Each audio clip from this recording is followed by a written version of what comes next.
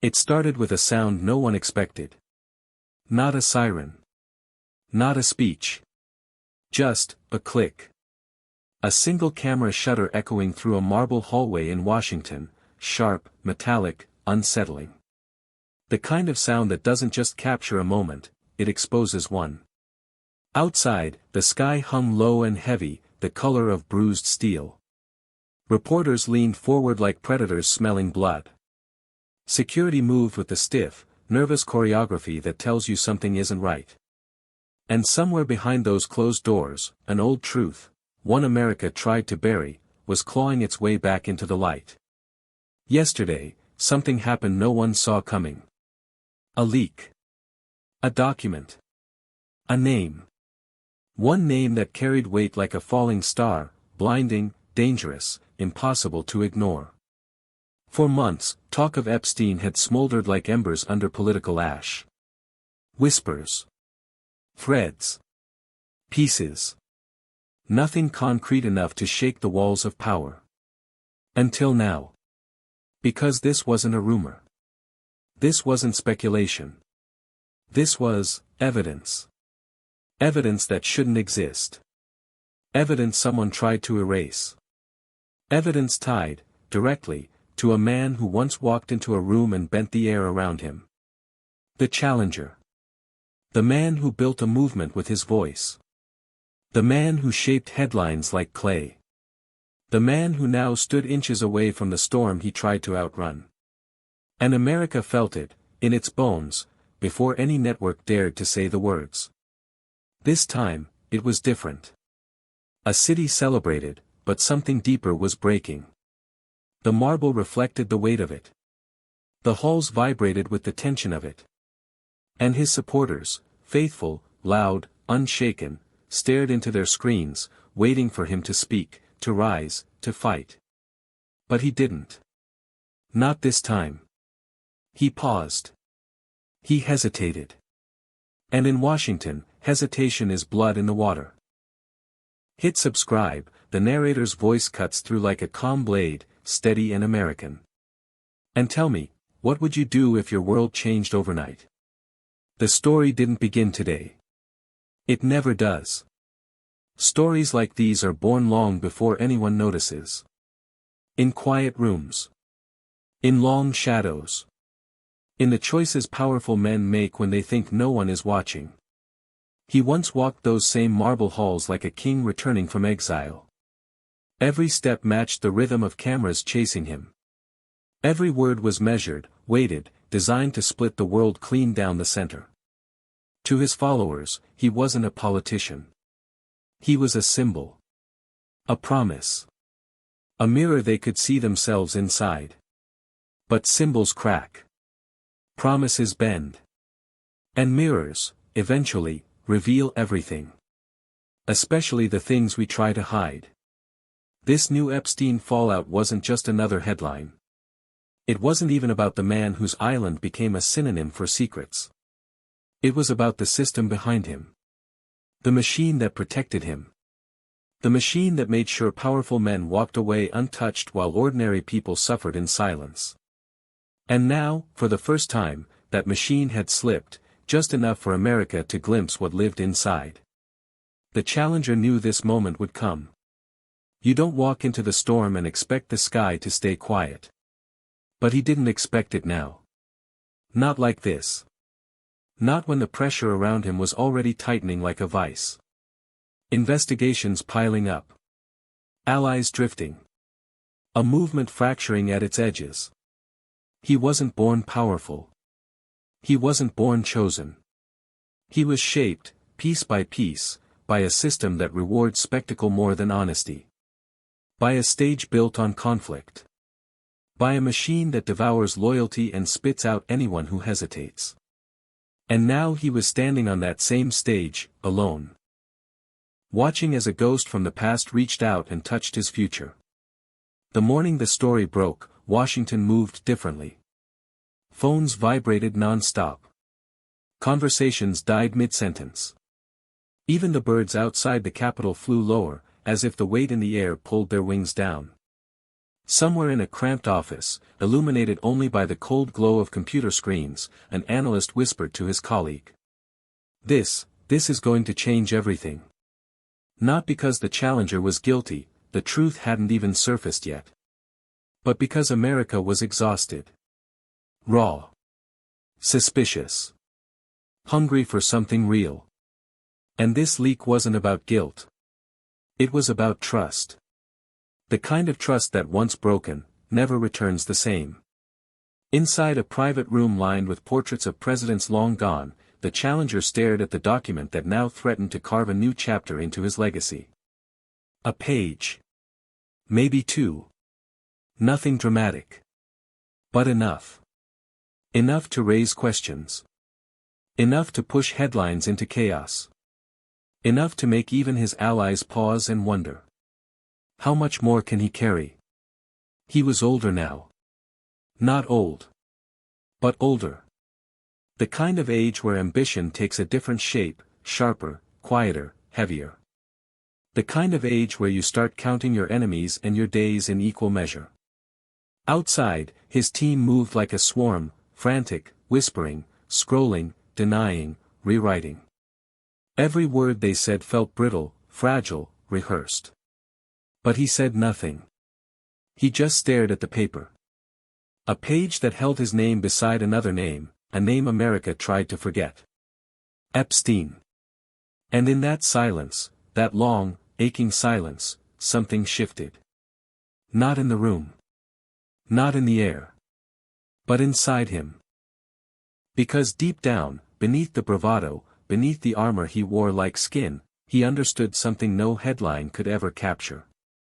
This wasn't about a document. This wasn't about a scandal. This wasn't even about him. This was about the moment when power stops being a shield. And becomes a mirror. And for the first time in a long time, he didn't like what he saw.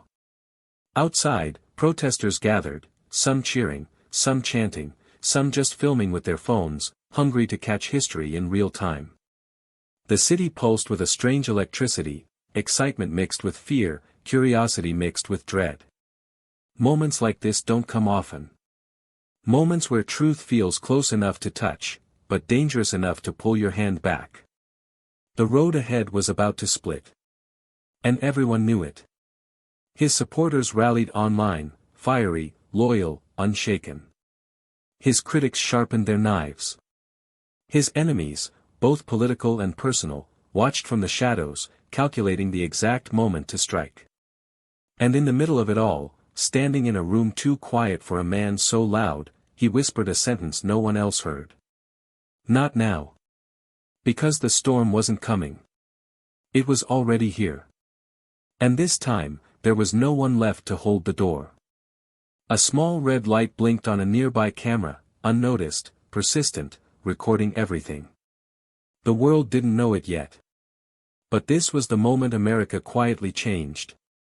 The air felt colder. The stakes felt higher. And the path forward felt darker than anyone expected. The document. The fallout. The pressure. It wasn't the end. It was the spark. A spark that would ignite the most complicated, revealing, and dangerous chapter of his life, and the country's. And that's when everything changed. Before the scandals, before the cameras, before the world carved him into a symbol. He was just a kid standing in the doorway of a small, uneven house, hearing the hum of a country he didn't yet understand. People forget that. People forget the beginning. Power has a way of erasing childhood, sanding down the rough edges until all that's left is the myth. But myths are built from something real. Something fragile. Something human. And in his case, it began with hunger. Not the hunger of the stomach, though there were nights when food stretched thin and tempers stretched thinner. No, this was different. A hunger to matter. A hunger to be seen in a world that didn't look twice at boys like him. He watched adults argue about things he didn't understand. Money. Fairness. Status. Respect. He saw how people listened to certain men, men with louder voices, men with bigger houses, men who didn't apologize for taking space. And deep inside that boy, something took root. One day, they'll listen to me. Not out of pity. Not out of duty. But because he'd make them. The world didn't hand him much. It rarely does. But it handed him a sharp eye, a restless mind, and a stubborn refusal to stay small. He wasn't born powerful. He wasn't born chosen. He was shaped, hammered, by a system that teaches kids early that you either become the person people talk about, or you spend your life being talked over. Years later, long before he was the challenger, long before crowds chanted his name like a battle cry, he learned a truth that never left him. People don't follow you because you're right. They follow you because you feel right. Because you fill the silence they're afraid to face. Because you speak the words they whisper but never say. Because you promise them something the world has taken away. Control. And once he tasted that spark of influence, that surge of attention, he chased it the way other men chase money or love. It became his oxygen. Every room he entered, he studied it like a battlefield, who hesitated, who admired, who doubted, who envied. His instinct sharpened, honed by years of wanting more than life offered. When he finally rose into the public spotlight, he didn't rise gently. He rose like a force. A wave. A disruption wrapped in confidence. Some loved him. Some hated him. But no one ignored him. And to him, that was victory. But here's the part people don't see. Because they aren't meant to. Behind the bravado, behind the speeches that cracked through silence like thunder, was a man who never stopped hearing the echo of that childhood hunger. A man who feared one thing above all else. Becoming invisible again. Fame didn't soothe him. It fed him. It stretched the appetite he'd carried since he was small, turning it into something larger, louder, and impossible to satisfy. He didn't just want power. He wanted to shape the story. Control the frame. Define the narrative. Because the narrative defines the man. And when he entered politics, he didn't enter as a politician. He entered as a master storyteller. A builder of realities. A conductor of emotions. He understood something Washington never fully grasped. People don't vote for policies. They vote for feels. Fear. Hope. Resentment. Pride. Pain. And he knew how to press every one of those buttons with surgical precision. But the machine he stepped into. That was another story. Washington isn't a city. It's a living organism, a breathing maze of power, fear, money, and memory. It doesn't care about individuals. It consumes them. It tests loyalties. It sells truth. It buries secrets deeper than grief. And the deeper he went, the more he realized. He wasn't fighting a system. He was becoming part of it. The alliances he formed, fiery, transactional, intense, weren't built on trust. Trust doesn't survive in the capital. Only usefulness does. Every handshake was a negotiation. Every compliment was a calculation. Every smile hid something, a blade, a strategy, a cost. And through it all, the machine watched him. Measured him. Feared him. Used him. Because Washington doesn't choose its kings based on virtue. It chooses them based on leverage. And no one understood leverage better than the men who kept Epstein protected for so long. That's the thread no one wants to pull. Not the networks. Not the politicians. Not the donors hiding behind tinted glass foundations and private flights to nowhere. They don't fear the scandal. They fear the system behind it. As he climbed the ladder of influence, he came close, closer than most, to brushing against that hidden system. Not directly. Not knowingly. That's the trick of it. Power doesn't knock. It slips in through open doors. He never set foot on that island. Never shared the same circles. Never mingled with that darkness. But Washington doesn't play by clean rules. If the machine wants you touched by a shadow, it will find a way to make the shadow yours. He knew this. He knew how stories get twisted. How rumors get planted. How enemies build narratives that grow like vines and choke the truth until the truth becomes unrecognizable. But he also knew something darker. Some shadows come from places too big to fight. Places where names disappear. Where files burn. Where witnesses forget. Where justice becomes a rumor. The Epstein network wasn't one man's darkness. It was a symptom of a system that rewards silence and punishes sunlight. And now, that system was tugging at him, quietly, deliberately, as if reminding him. You stepped into our world. You don't leave without scars. But beneath all the chaos, beneath the politics and pressure and impossible expectations, there was still the boy.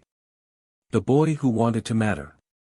The boy who dreamed of standing tall. The boy who promised himself he'd never be invisible again. You can build an empire on that kind of hunger. People have. But you can also lose everything. Because when the world sees your hunger, truly sees it, they can weaponize it. And that's what was happening now. The leak. The fallout.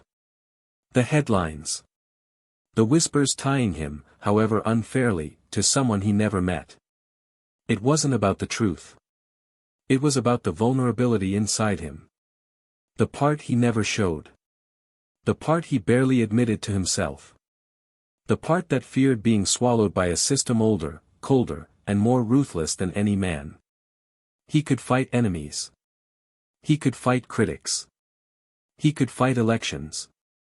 But fighting the machine that survived scandals, presidents, wars, and decades of buried sins. That was different. That required something he wasn't sure he had left. Not strength. Not power. Not loyalty. But honesty. The kind of honesty that costs you something. The kind that leaves you exposed. The kind that forces you to face the person you became to survive. And so he stood in that quiet room, holding the document that threatened to rewrite his story, and he felt something he hadn't felt in years. A tremor. Small. Silent. Human. The tremor of a man remembering where he came from. And fearing what he might return to. He wasn't worried about losing votes. Or losing allies. Or losing the next headline battle. He was worried about losing himself. Because once a story like this begins to unfold, it doesn't just touch your reputation. It reaches deeper. Into the origin. Into the root. Into the boy you once were. And the man you swore you'd never become. He lifted his eyes. Took a breath. And for a moment, the world around him faded, the protests, the cameras, the chaos outside the window. All that remained was the truth he'd spent years outrunning. You can build a life out of hunger. But you can't outrun the moment when the world demands to know what that hunger turned you into. And that's when everything changed. At first, it looked like progress. A simple statement. A calm dismissal. A confident wave of the hand, the kind of gesture a man uses when he wants the world to know he's unshaken. His team pushed it out fast, polished, airtight. No involvement. No connection. No reason for concern. For a few hours, Washington breathed. The markets hummed. Cable hosts filled the silence with familiar noise. And his supporters wiped the sweat from their brows, posting messages like battle flags. See? Nothing there. Move on. But Washington never moves on. Not when it smells vulnerability. Not when a symbol starts to crack. Not when the machine gets a taste of blood. The silence didn't last. It never does. Because within the hour, the rules started shifting. Quietly. Invisibly. Like someone turning a dial behind the walls. A journalist released a second document. A congressman hinted at larger concerns. A late-night host made a joke sharp enough to draw blood. And a familiar chorus rose from the shadows of social media, coordinated and cold. This is only the beginning. Subtle at first. Thin. Barely noticeable. But then it thickened. Turning screens gray, conversations tense, loyalties brittle. You could feel it across the country. In diners where old men murmured over black coffee. In office cubicles where whispers spread faster than truth. In bedrooms where glowing phones lit up sleepless faces. People weren't asking. Is he guilty? They were asking something far more dangerous. Why now? Why this leak? Why this timing? Why this man? A movement built on certainty was suddenly choking on doubt. Not because they believed the claims. But because the silence felt strategic. Orchestrated. Too perfect. Too clean. And under that silence, a question pulsed like a vein. Who benefits? Inside his circle, once tight, loyal, and loud, cracks began to show. One advisor urged restraint. Another urged attack. Another urged distance. But he didn't want distance. He wanted clarity. He wanted to know who was coming for him, and why. When he asked for answers, he didn't get truth. He got behavior. Eyes shifting. Hands twitching. Phones vibrating inside pockets. Aides stepping into hallways to whisper into screens. That's the problem with power. You start thinking you built the room. Until one day you realize the room was studying you the entire time. He stepped outside to clear his mind, into a corridor lined with old portraits of men who looked both remembered and forgotten. Each face had its own rise. Its own fall. Its own silent chapter no one dared to record. He paused at one painting, a president who survived scandals so deep newspapers still won't print the details. A man praised in public. And quietly feared in private. And he wondered. Is this how it starts? Not with a crime. But with an accusation. Not with guilt. But with momentum. Not with truth. But with convenience. His reflection hovered beside the portrait in the glass. And for just a moment. The two faces blurred. That was the moment he understood the real threat. Not the document. Not the headlines. Not the chorus of critics. No. The danger was the story being built around him. A story he didn't control.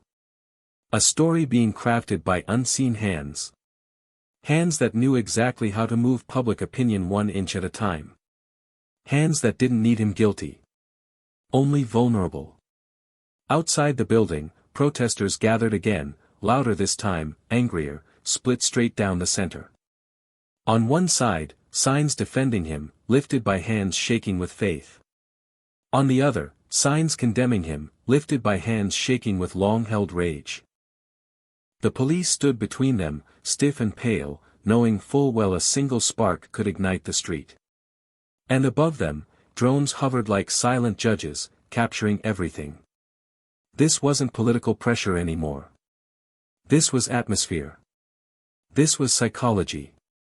This was America being pulled, again, into a conflict it didn't choose. A country caught between believing too much and believing nothing at all. His opponents in Washington moved carefully. The kind of careful that signals coordination. Some spoke in riddles.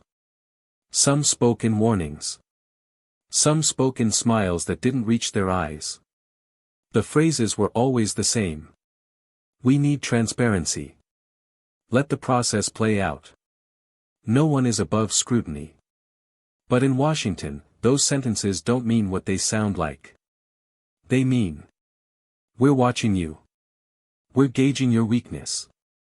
We're deciding how far this can go. And the machine, old, patient, merciless, began shifting its weight. Not drastically. Not boldly. Just enough to tilt the ground beneath him. But the real tension didn't come from Washington. It came from his base. His supporters, fierce, loyal, battle-hardened, felt something they didn't want to admit. A tremor. A quiet one. A human one. The kind that whispers.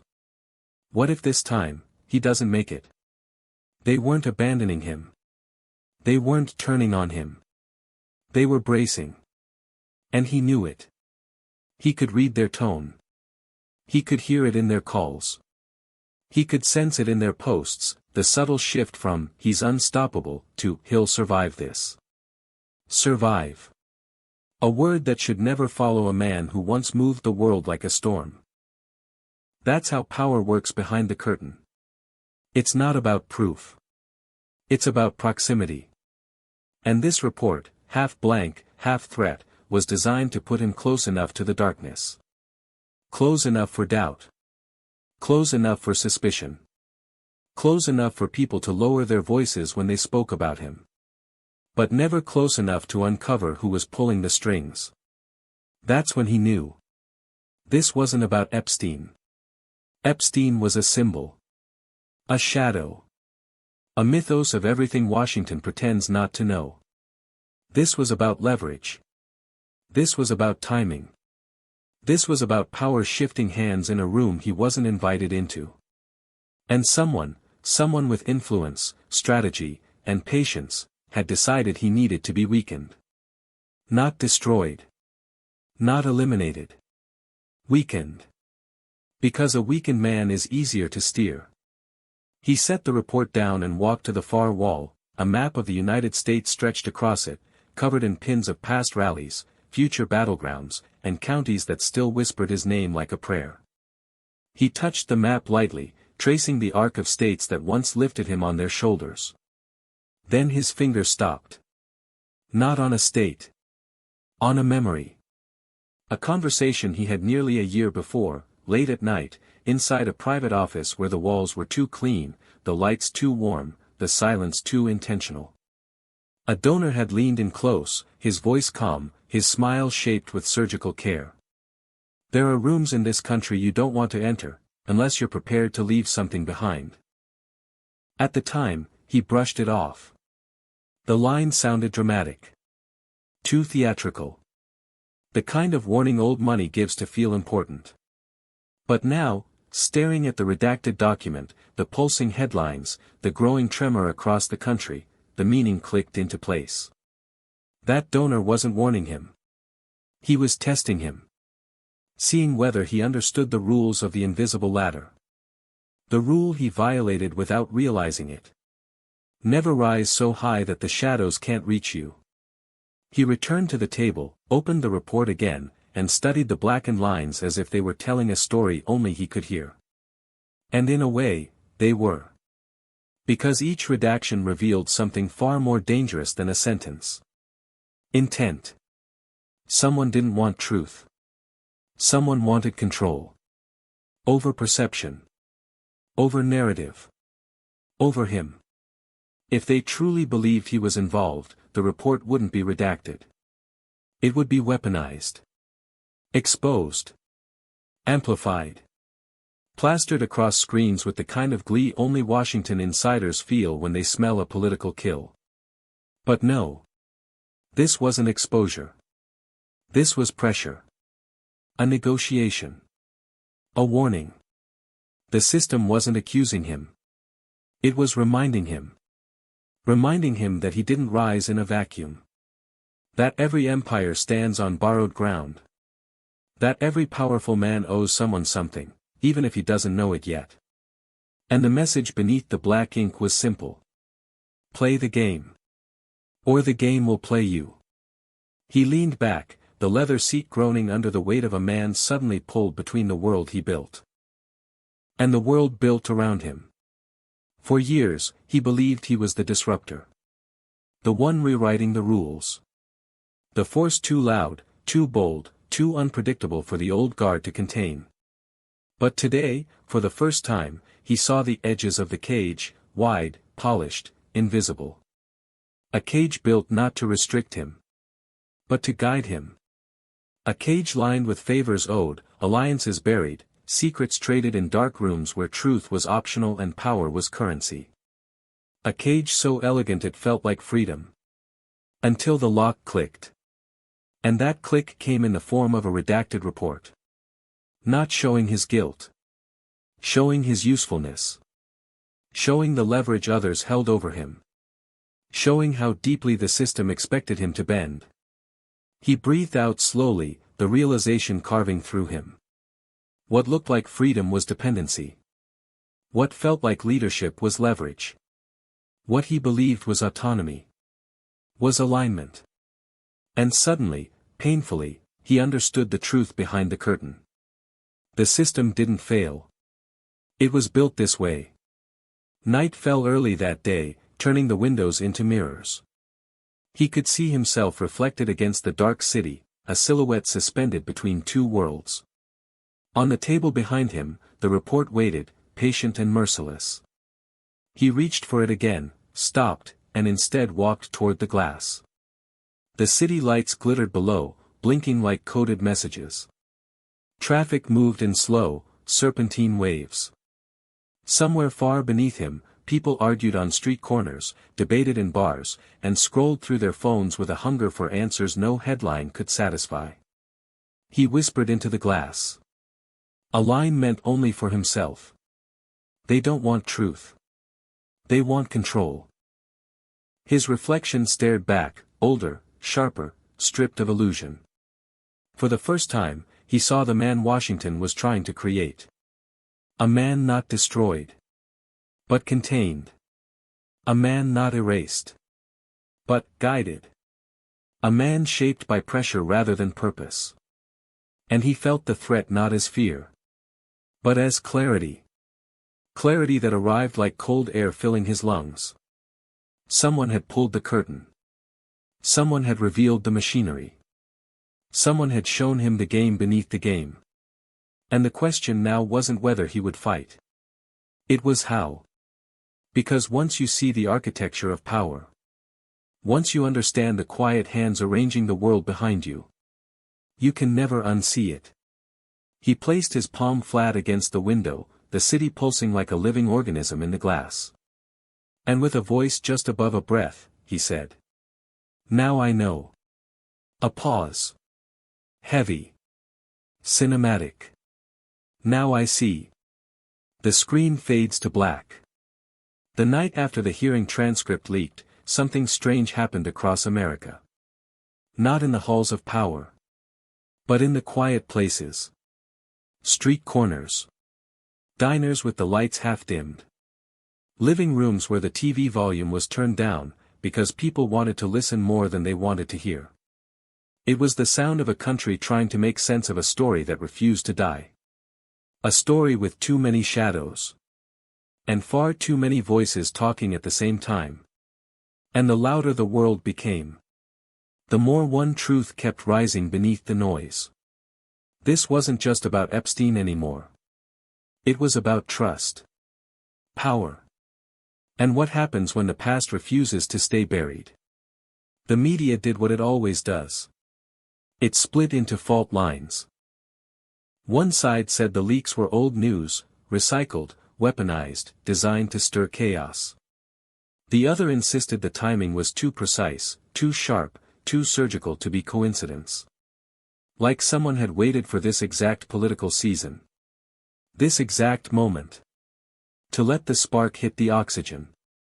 But beneath the headlines and the shouting matches, there was something else, something quieter. Whispers. Conversations behind cameras. People who had been in the room years ago. Finally admitting what they saw. Or what they thought they saw. Or what they were too afraid to ask. Some of it was speculation. Some of it was fear. And some of it. Well, some of it was the human instinct to assign meaning to the things we don't understand. But perception, in America, has a power all its own. Sometimes stronger than truth. Sometimes stronger than evidence. Sometimes stronger than anything a court could ever prove or disprove. And that was the pressure building around the former president. Not a verdict. Not an accusation. A storm of perception. A storm no leader, no matter how powerful, fully controls. Because when a country starts asking the wrong questions for the right reasons, politics becomes something else entirely. It becomes personal. It becomes tribal. It becomes survival. In private, his advisors tried to keep him calm. Tried to frame the whole thing as a temporary media flare-up. A fire that would burn hot, burn fast, and burn out. But he'd been in politics long enough to know. It's never the flames you see that hurt you. It's the embers. The little glowing fragments. The ones that settle into the corners of people's minds. And refuse to go out. That was the danger now. Not the leak. Not the headlines. The afterglow. Every election cycle has a moment. A fracture.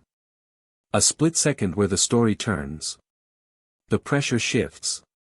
And the narrative, the invisible wind that moves voters, starts blowing in a different direction. Tonight felt like that moment. The air had that weight. That tension. Like something was about to break loose. Even his supporters felt it. Not disloyalty. No, loyalty was never their problem. It was the unease. The sense that a political battlefield they thought they understood was suddenly rewriting itself beneath their feet. And his opponents? They smelled blood in the water. Not victory. Opportunity. The kind of opportunity that doesn't repeat itself. The kind that history rarely offers twice. But the truth. The quiet, uncomfortable truth. Was that no one fully understood what they were witnessing. Not yet. Not the media. Not his critics. Not even the people closest to him. Because this wasn't just a leak. It wasn't just a political attack. It wasn't even just the resurfacing of a case America never properly closed. This was the kind of moment where unresolved history collides with present ambition. Where perception becomes more powerful than policy. Where rumors grow legs faster than facts. Where Americans, skeptical, exhausted, divided, start searching for meaning in the wrong places. Because the right places stopped earning their trust a long time ago. You could feel it in the air outside the Capitol. A heaviness. A hesitation. A country holding its breath. Waiting for someone, anyone, to give them the truth they knew they weren't getting. And beneath all of it, beneath the politics and the pressure and the commentary, something else was stirring. A quieter storm. Not around him. But within him. Because for the first time in a long time, he wasn't fighting another candidate. He wasn't fighting the media. He wasn't fighting the system. He was fighting the gravity of his own past.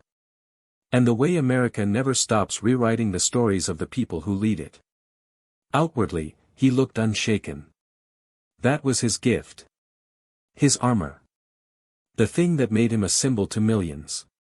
But symbols crack from the inside first. Not from pressure. From reflection. From the quiet thought that asks. What if the story is already bigger than me? What if the storm has already chosen its direction? He didn't say it out loud. He didn't need to. You could see it in the stillness between his words. The pause before each answer. The slight tightening of the jaw. When reporters asked about the fallout. He knew. He understood. This was no longer political turbulence. This was narrative shift. The worst kind. The kind you don't control. You survive. And for the first time since the campaign began, the question stopped being, can he win? And became, Can he outpace the story chasing him? Outside, the night deepened. The world quieted. But the pressure didn't. If anything, it grew. Because every storm has an eye. And he was walking straight into it. Everything was calm now. Too calm. And that's when America felt it. The shift beneath the surface. The moment where the story changes shape. Even if no one sees it happen. A moment with a quiet truth. What comes next won't be controlled by the people who started the fire, but by the ones still standing when the smoke clears. And that is where the real battle begins. 3 words, hanging in the dark. And the pressure tightened. The morning after the pressure tightened, Washington woke up slower than usual. Not because the city was tired, but because the city was bracing. There's a certain kind of silence that falls over power when something big is about to break. A silence that isn't calm, but calculated, measured, held like a breath. This was that silence. Thick, heavy, like the air right before a lightning strike. And inside that silence, something else was moving. The machinery of political survival.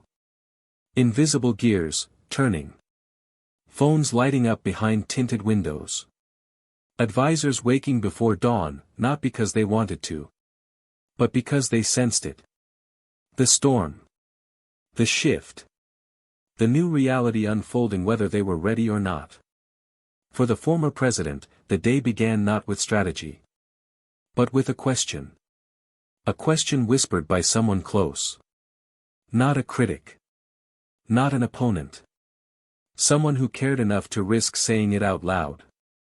Is there anything we're not prepared for? A simple question. A human question. But it landed like a weight. Because he understood what it really meant. Is there anything out there? Anything in the shadows? That the world might drag into the light before we can control the narrative? He didn't answer right away. He didn't need to. The silence between them said enough. Outside, cameras were already forming a perimeter. Not hostile. Just hungry. Hungry for the next headline. Hungry for the next fracture in the story. Hungry for the moment when the politician and the man underneath him stopped being the same person. Because that was the danger now. Not the leak. Not the transcripts. Not even the late-night media frenzy. The real danger was separation. The moment when supporters stop seeing a leader. And start seeing a liability. The moment when opponents stop seeing a rival. And start seeing an opportunity. The moment when the country stops seeing a candidate. And starts seeing a story it can no longer ignore. He felt that moment approaching. Not loud. Not dramatic. Just, present.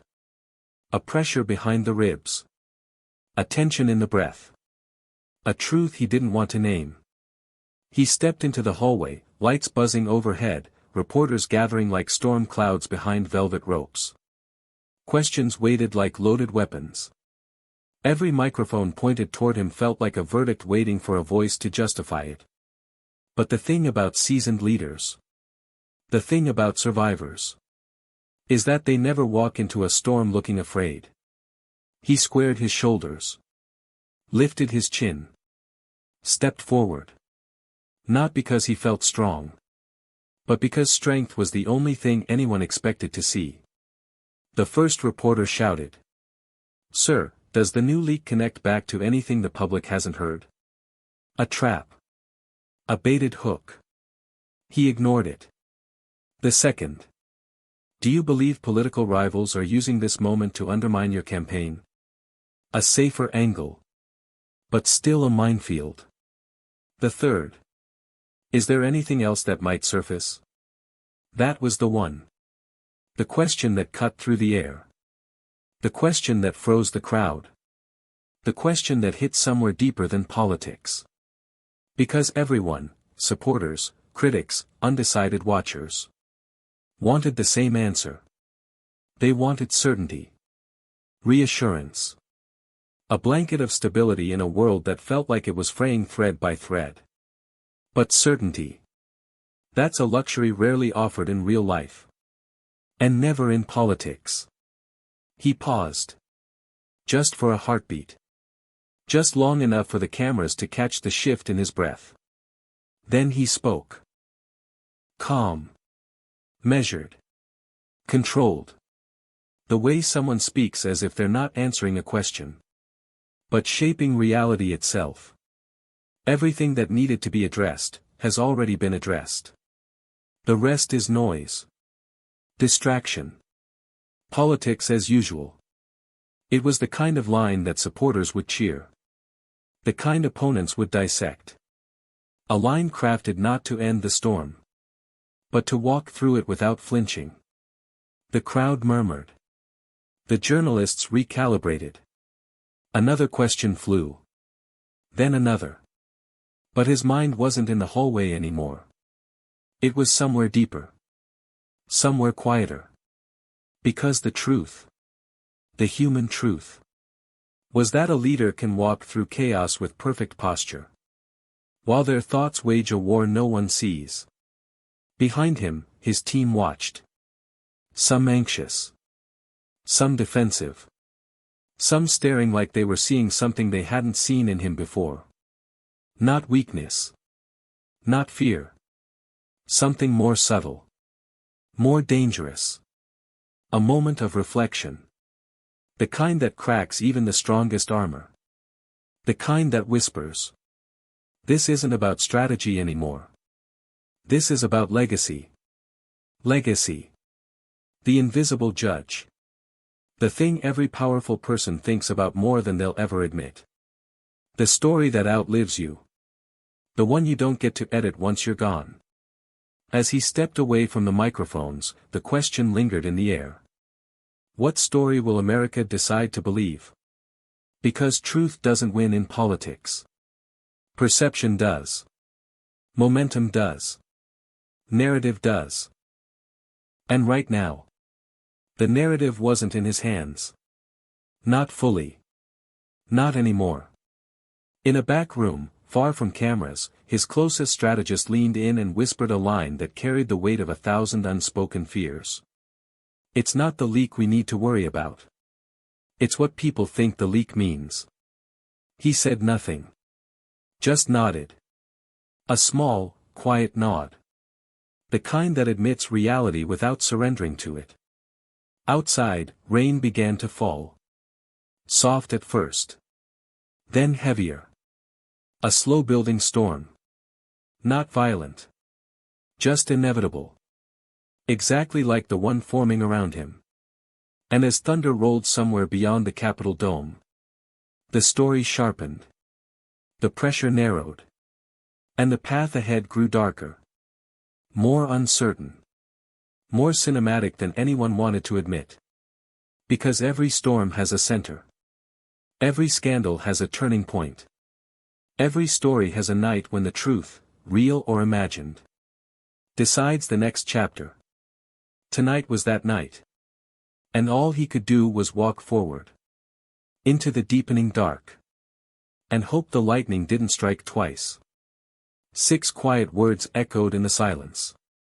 And the storm kept forming. The storm didn't break that night. It waited. Almost as if it wanted something. A trigger. A spark. A single moment that would tip the entire country off its axis. And strangely, that moment didn't come from Washington. It came from a small studio in Manhattan. A podcast. A place no one expected. But that's how modern America works. Truth doesn't break in courtrooms anymore. It breaks in earbuds. In live streams. In comment sections full of strangers searching for meaning in the noise. And tonight, the noise was deafening. The host leaned into the microphone, his voice low, almost conspiratorial. Something's off. The timing. The leaks. The silence from people who usually speak first. The silence from people who usually speak first. It's like someone wants this out there. But not for justice. For power. Just a theory. Just a sentence floating in digital air. But theories in America spread faster than facts. Especially when the country is already on edge. Within minutes, clips were circulating. Millions of views. Millions of interpretations. Millions of Americans filling in the blanks with whatever fears they carried. And somewhere in a dim-lit war room, the former president's team watched the numbers rise. The views. The shares. The reactions. It wasn't panic that filled the room. Not yet. But it was something close.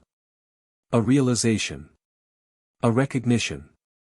The feeling you get when you understand you're not fighting people anymore. You're fighting momentum. Momentum has no face. No weakness. No schedule. Once it starts rolling. It keeps rolling. Until something stronger stops it. And right now. Nothing stronger existed. He sat at the head of the room, watching the screen glow with updates. His face steady. Eyes focused. Jaw locked in that familiar mix of defiance and calculation. But inside. Inside, something quieter was happening. Reflection. Memory. A replay of moments he wished would stay buried. Regret? No. Regret wasn't in his vocabulary. But awareness. Awareness was unavoidable. Because even a man who thrives in chaos knows when the chaos has shifted. When it's no longer the fuel. But the fire. His strategist broke the silence. We can control the message. We just have to move faster. But someone else, one of the few who dared speak bluntly, answered softly. It's not a message problem anymore. It's a meaning problem. People aren't asking what happened. They're asking what it says about him. That line hit harder than any headline. Because it was true. Brutally true. Uncomfortably true. In politics, the fight is never about the event itself. It's about the symbolism attached to it. The emotional story people silently build in their minds. And America was building one right now. Brick by brick. Clip by clip. Comment by comment. He leaned back in his chair. Closed his eyes for half a second. Not weakness. Just focus. The way a seasoned fighter closes his eyes before stepping into the ring. When he opened them, the room hushed. Everyone could feel it. The shift in his breathing. The steadiness returning. The steel hardening behind the eyes. We don't get crushed by narratives, he said quietly. We reshape them. It wasn't bravado. It was a mantra. A worldview. A strategy he'd used his entire life. But this time, even he knew the battlefield was different. Because this wasn't the media. It wasn't opponents. It wasn't even Washington. It was the American psyche. A country tired of secrets. Tired of half-truths. Tired of stories that never seem to end. And that exhaustion. That emotional fatigue. Was the real opponent now. His advisor approached with a tablet. A report glowed across the screen. Polling shifts. Social sentiment graphs. Heat maps showing conversations erupting in real time. One red line cut through the middle. A spike that didn't belong. A surge in a question no one wants during a campaign. What else aren't we being told? That's the kind of question that destroys political gravity. The kind that unravels certainty. The kind that no strategist, no donor, no ally can ever fully fight. He stared at the line for a long moment. Silent. Still. Almost too still. Then he said something no one expected. We need to get ahead of this. Not with answers. But with clarity. The room froze.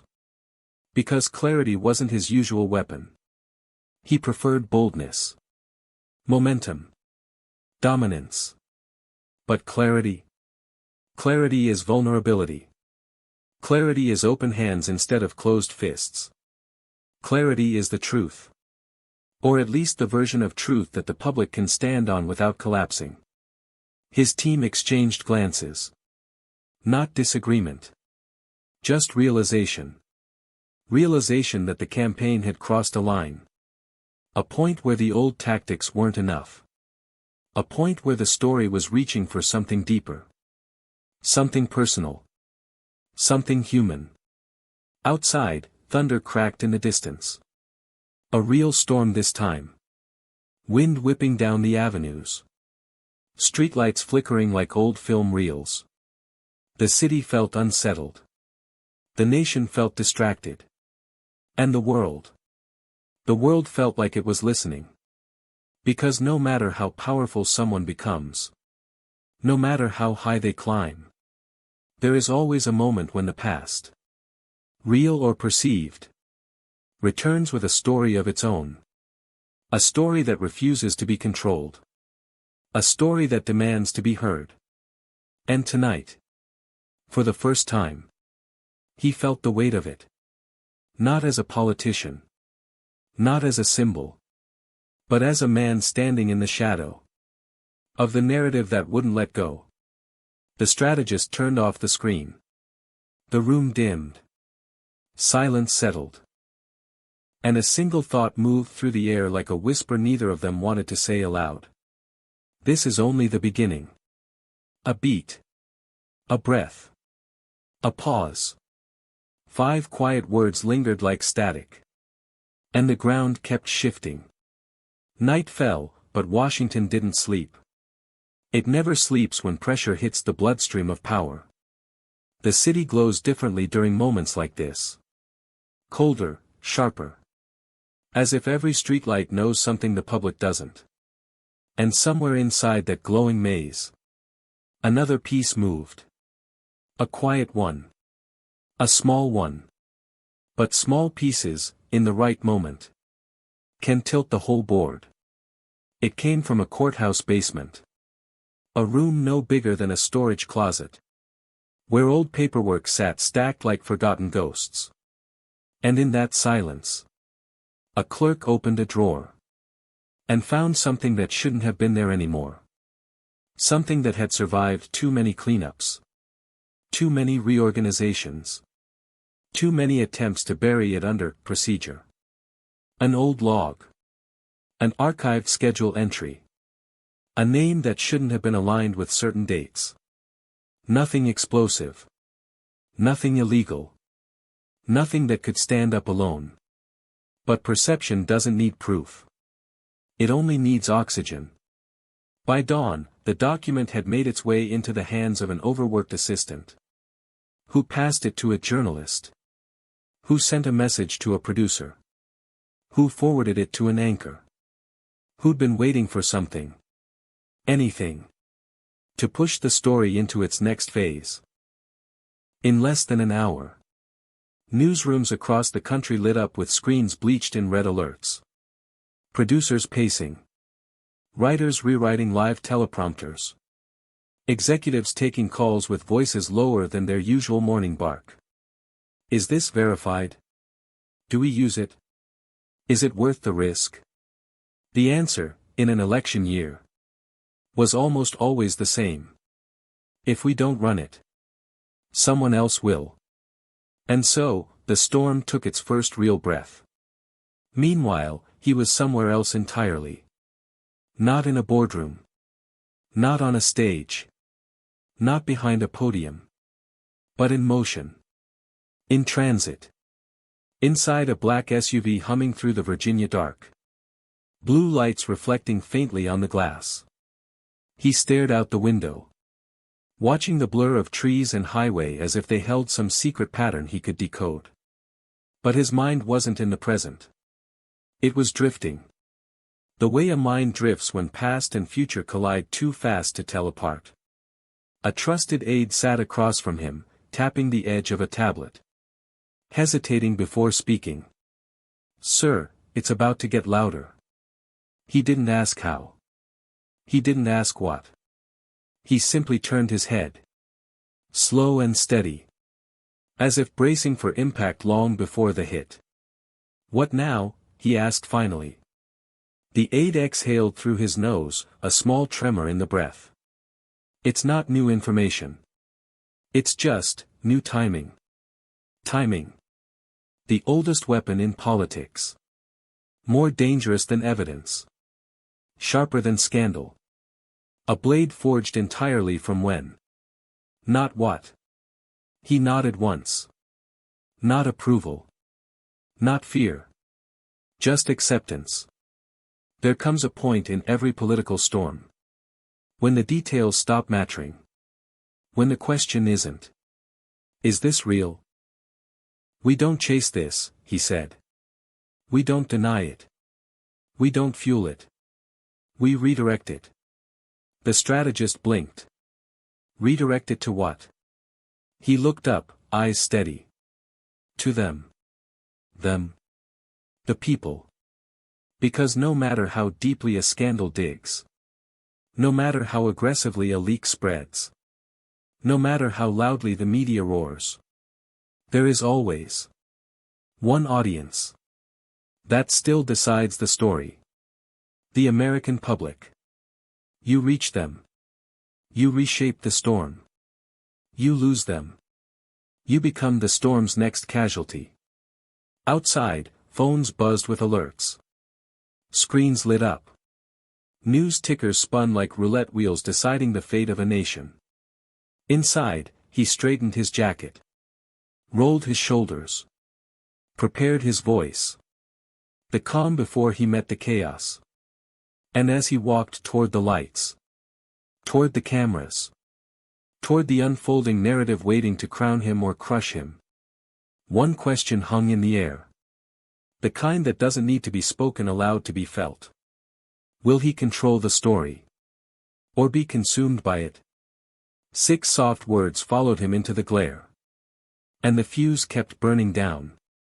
The world remembers political betrayals as headlines. But the people inside them remember something far quieter. The sound of a bond snapping.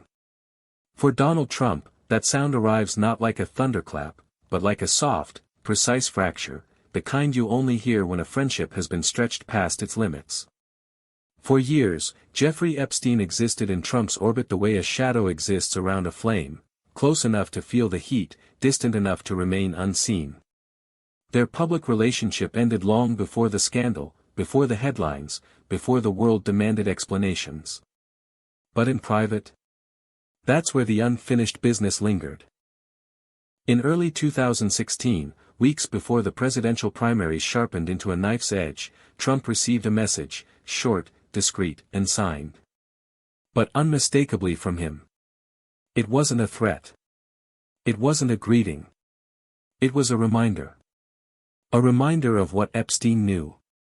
Of what Epstein kept. And what could be released at the wrong moment. Trump read it twice. Folded it. Placed it back into the envelope. Then stared at the wall for a full minute, long enough for fear to crystallize into fury. Because in politics, silence is never just silence. It's leverage. By the time Trump reached the Oval Office, Epstein was already a ghost haunting political hallways, whispered about, speculated on, weaponized. And inside the West Wing, aides remember those days vividly. Doors closing faster when the name came up. Advisors lowering their voices without realizing it. Trump cutting conversations short the moment Epstein's past was mentioned. Not because he feared exposure.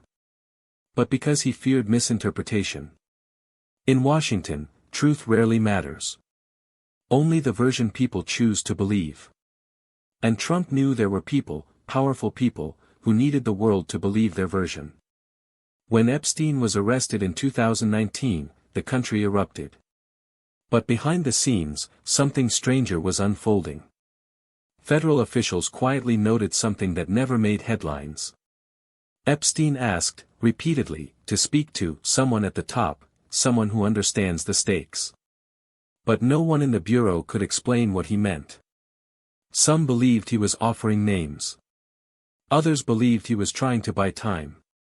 A few believed he was trying to send a message to the very people who once thought themselves untouchable. And for the first time, Trump's orbit felt the tremor.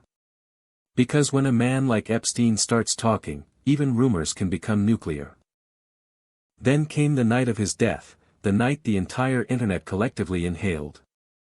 Inside the White House, aides reported something unusual. Trump didn't react with shock.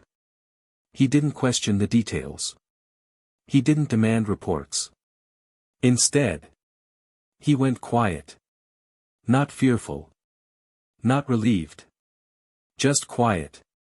As if he'd heard this ending long before the rest of the country did. Because Trump understood something the world still struggles with: people like Epstein never truly die. Their secrets stay alive. Their influence lingers. Their legacy becomes a weapon for whoever can wield it. And suddenly, Trump wasn't just fighting political opponents. He was fighting the ghosts of a friendship severed decades earlier, ghosts now being used against him. What this moment revealed wasn't guilt or innocence, it was vulnerability. The kind every president, every billionaire, every public titan carries beneath the armor. Trump realized something fundamental. The people who once stood closest to him were now the ones people expected to betray him. And in that expectation, Washington found its favorite narrative. Not the truth, but the story of a betrayal. Because stories don't need facts to be dangerous. They just need believers. As millions debated what happened, one quiet question emerged, one that would become the centerpiece of the unfolding storm. Was Epstein's downfall the end of a scandal? Or the beginning of a political weapon? Trump sensed the answer before anyone else. Because in his world, people don't come for your past. They come for your future. That's where we follow the trail of those who used Epstein's name to shape Trump's destiny, not as truth seekers, but as architects of chaos. In Washington, truth isn't discovered. It's engineered. And by the time Epstein's death splintered across every screen in the country, the narrative war had already begun, a battle not for what happened, but for what the public would be told to believe. Because in the capital of perception, the story is never the story. The story is the weapon. Within hours of the news breaking, 3 political machines kicked into motion, each one convinced they could bend the moment to their advantage. Machine 1, the media bloc. Not journalists, strategists disguised as storytellers. Their mission wasn't to explain, but to provoke. Confusion keeps viewers watching. And ambiguity? That's ratings gold. Machine 2, the intelligence wing. Not a monolith, but a constellation, former operatives, analysts, quiet insiders with louder agendas. Some wanted transparency. Others wanted deniability. Most just wanted control. Machine 3, the political opportunists. A mix of senators, donors, committee chairs, and shadow advisors, people who never cared about Epstein until they realized his ghost could be used to corner a president. And in the center of all of it stood Trump.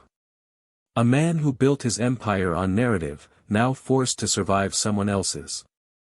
Weeks after Epstein's death, whispers began circulating around Capitol Hill.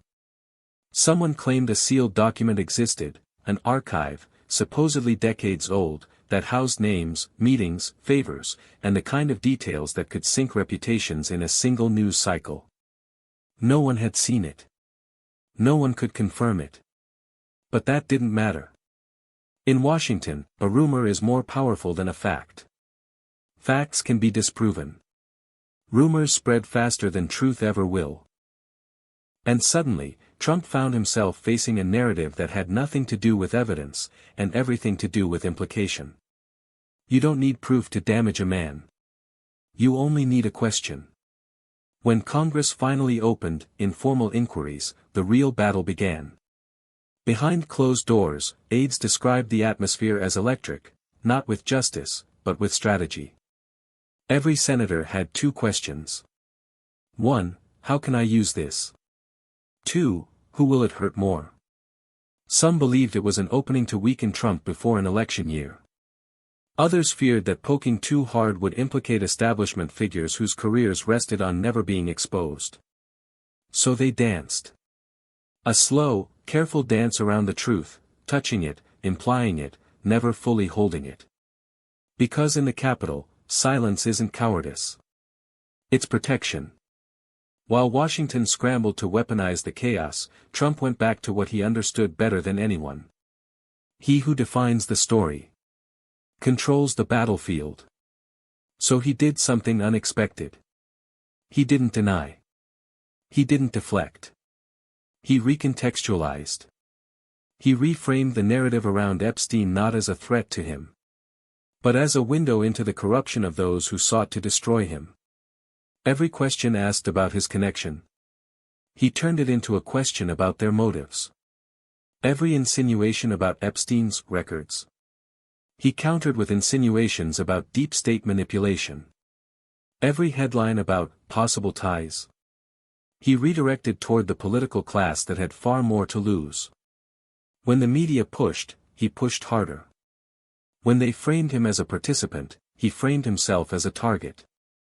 And suddenly, the story shifted. Trump wasn't running from Epstein's ghost. He was weaponizing it. For weeks, senators and strategists believed they were building a trap. But then something happened they didn't expect.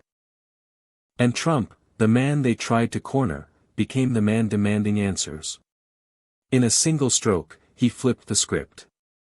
The real conflict happens far from cameras. In encrypted messages between donors. In midnight meetings between lobbyists and ex-operatives. In intelligence assessments edited so many times their truth evaporates. In whispered warnings about what else could come out. By late 2019, everyone in Washington understood one thing. This wasn't a scandal. This was a standoff. A multi-faction psychological war over control of the narrative. A war not about the past, but about what Americans would believe going forward. And Trump? He wasn't playing defense anymore. He was preparing a counteroffensive. As the battle lines hardened, one haunting question rose above the noise, a question that no committee, network, or agency dared to ask publicly. If Epstein's story wasn't meant to destroy Trump, then who was it meant to destroy? Because in a world full of secrets, men like Epstein don't just fall. They're pushed. And segment 11. That's where we explore who was standing behind him. And why their shadow now stretches across the Oval Office. There's a moment, right before a secret breaks, when the world goes unnaturally quiet. Not peaceful. Not calm. Just quiet. As if the universe is taking a breath, waiting to see who speaks first. And who dares to speak at all. That's where America was standing. On the edge of a revelation that no one wanted. And everyone feared. Because if Epstein's fall wasn't meant to take down Trump, then who was the real target? And why did the room suddenly feel like someone had just shut off the lights? To understand the answer, you have to picture a man. Not Epstein, he was just the symptom. Not Trump, he was the distraction. I'm talking about the other one. The figure who never stood on a stage, never held a rally, never needed an audience. The man who built his power quietly. In boardrooms, back channels, private planes, and glass towers where secrets echoed louder than truth. Let's call him the architect. Not because he designed buildings, but because he designed people. He knew what drove them. What scared them. What corrupted them. He learned every weakness, catalogued every lie, stored every favor like ammunition waiting for a war he knew was coming. Epstein was his collector. His courier. His leverage system disguised as a human being. And when Epstein fell, the architect felt the earth shift beneath his feet. Because the one thing he feared most was happening. People were looking in his direction. Behind closed doors, a set of sealed depositions sat in a climate-controlled vault. Not digital. Not cloud-stored. Physical. Deliberate. Untouchable except by a handful of insiders. Inside were names Americans knew. And names Americans didn't. And names Americans were never supposed to know. Senators. Diplomats. Donors. Media executives. Bankers. Intelligence liaisons from countries that never admit they spy on us. But always do. The list wasn't explosive because of the crimes. It was explosive because of the connections. America didn't just have a scandal. It had a map. A map showing who benefited from Epstein. Who protected him. Who funded him. Who visited him. Who feared him. And who was terrified of what he might say if he ever chose to talk. But none of this was meant for Trump. He was loud. Predictable. Polarizing, but survivable. The real threat was the man whose fingerprints were on every page. The architect. The one witness no one could subpoena. The one benefactor no one could expose. The one power broker who had always lived in the shadows. Until Epstein vanished from the chessboard. For months, the story focused on the cameras. How they failed, why they failed, who forgot to check them. But what people didn't know was this. The cameras going dark wasn't the strange part. The strange part was that they came back on. Fully operational. Perfect. Clear as day. That means someone wanted a window, a moment of invisibility long enough to remove a threat, remove evidence, or remove a liability. But the timing wasn't tailored to Trump. It was tailored to someone far more insulated. Someone whose collapse would crack foundations stretching into multiple governments. Someone whose fall would have pulled half of Washington into the crater with him. That someone was the architect. Intelligence briefings are written in two languages. The one you see. And the one you feel. The Epstein briefings were short, only a few pages. But they were written in fear. They warned that if the sealed documents leaked, the fallout wouldn't be political. It would be structural. It would question alliances. Compromise foreign partners. Expose financial pipelines. Force resignations that would cripple entire agencies. And worst of all, it would show Americans something they were never supposed to see. That the system they trusted wasn't corrupted accidentally. It was built with corruption as the operating principle. And the architect was the man who kept it running. For months, headlines were filled with one storyline. Did Trump know Epstein? Did Trump meet him more than he claimed? Was Trump part of the orbit? But that narrative served a purpose. It kept people looking in the wrong direction. While Americans fixated on Trump, the true power brokers were reorganizing in silence.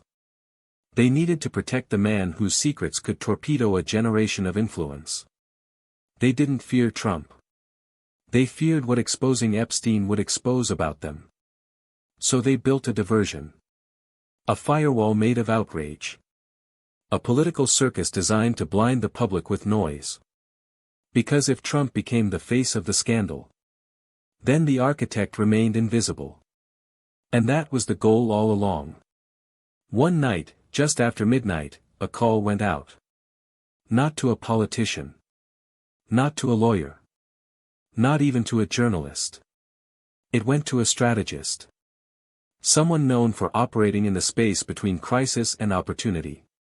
The voice on the line was calm. Too calm. He said only 7 words.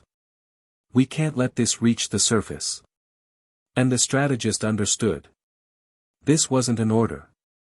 It was a warning. A plea from someone who realized the truth. The Epstein story wasn't going to end with Trump. It wasn't going to end with a committee hearing. It wasn't going to end with a documentary. It was going to end with someone losing everything. Someone powerful. Someone protected. Someone who never thought the public would ever hear his name. The architect. As Washington braced itself for impact, one silent truth settled over the city. When a system is built on secrets, the first person to fall is never the most guilty. It's the one who becomes inconvenient. So the real mystery wasn't about Epstein's life. It wasn't about his death. It was about the man whose empire he served. That's where we step into the shadows he left behind. And hear what the insiders whispered when they thought no one was listening. There are conversations in Washington that never make it into the record. You won't find them in hearings. You won't see them in leaked emails. You won't hear them on hot mics. These conversations exist in restaurants that don't take reservations.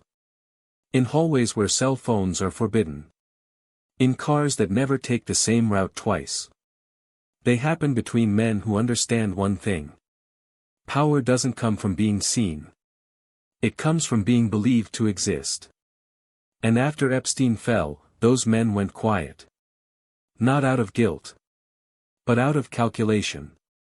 Because silence is the most strategic language in the world. A former intelligence liaison, someone who spent a lifetime collecting secrets like currency, said 5 words that set the tone for everything that followed. He wasn't supposed to break. Not die. Not disappear. Break. As in, fracture. Expose. Leak whatever he had stored in that labyrinth of his. Epstein didn't hold money. He held information.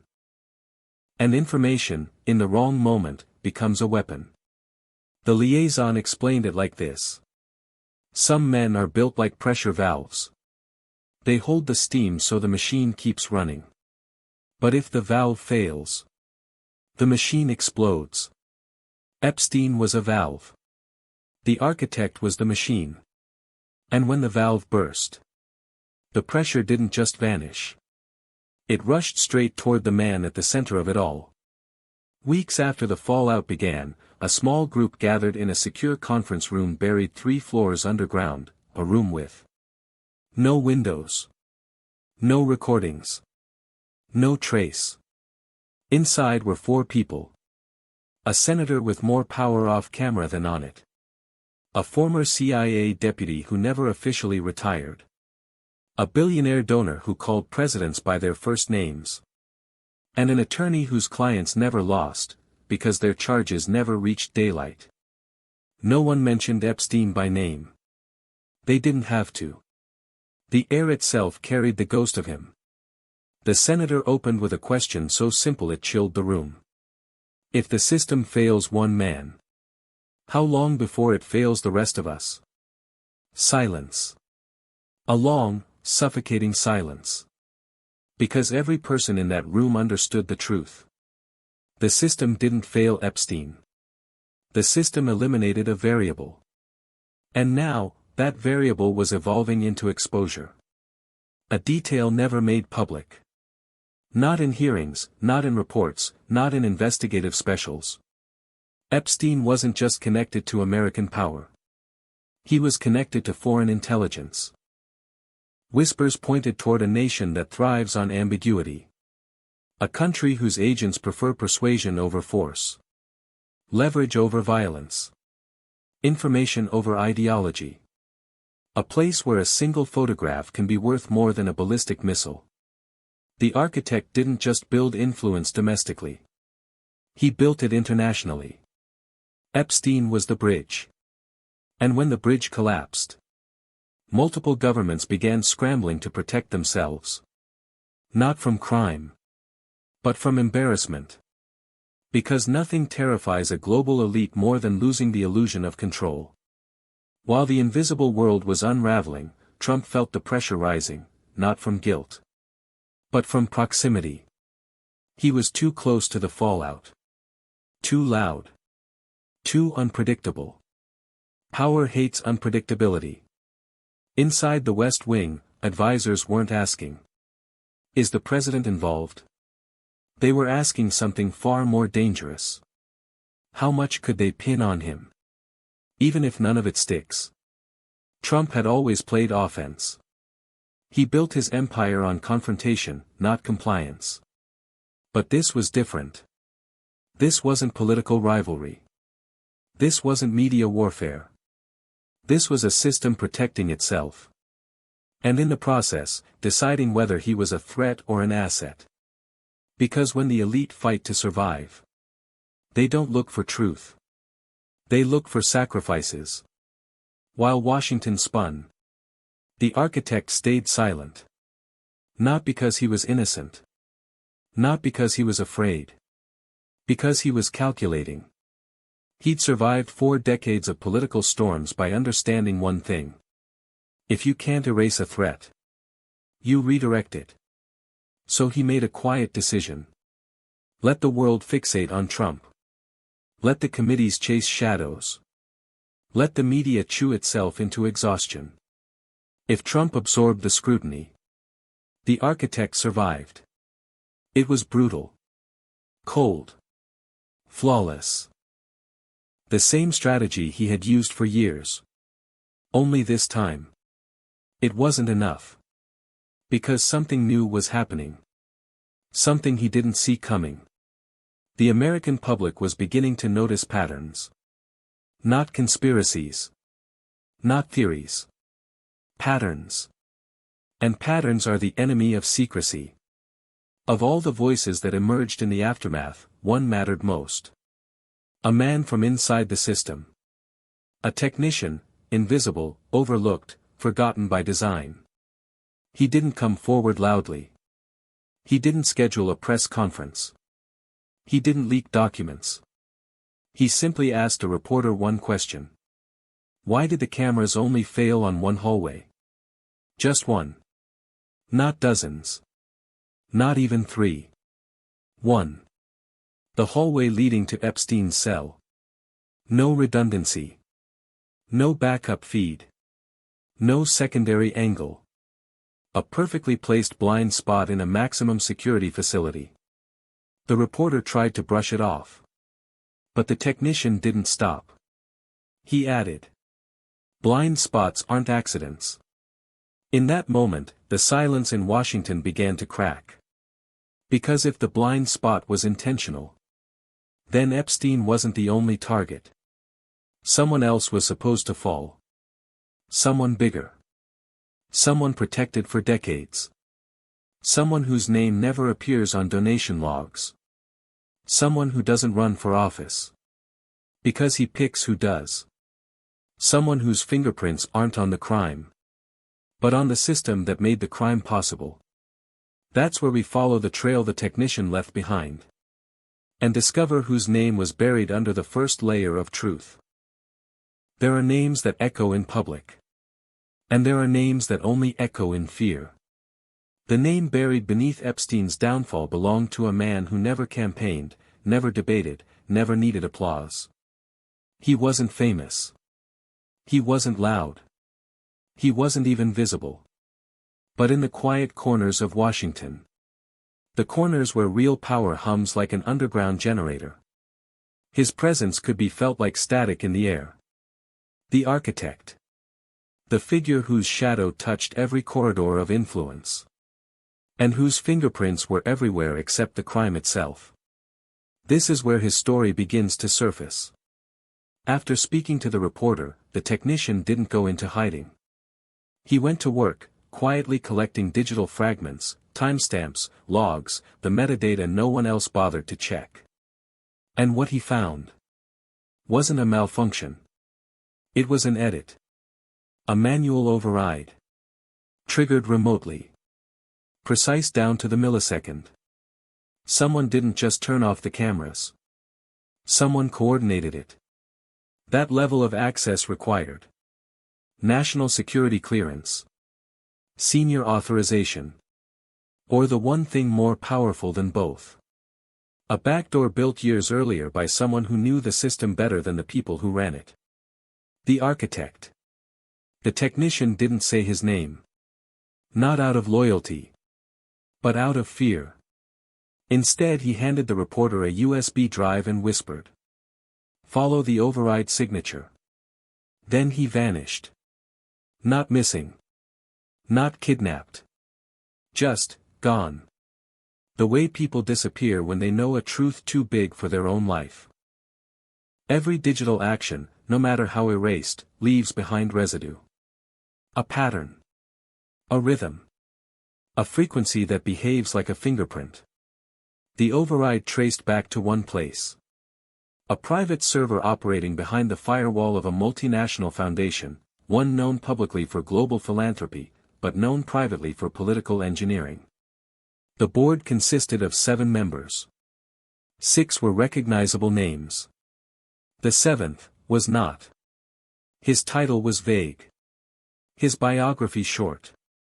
His influence immeasurable. He managed diplomatic relationships that were never made public. Financial channels that never appeared on balance sheets. Partnerships that never left a paper trail.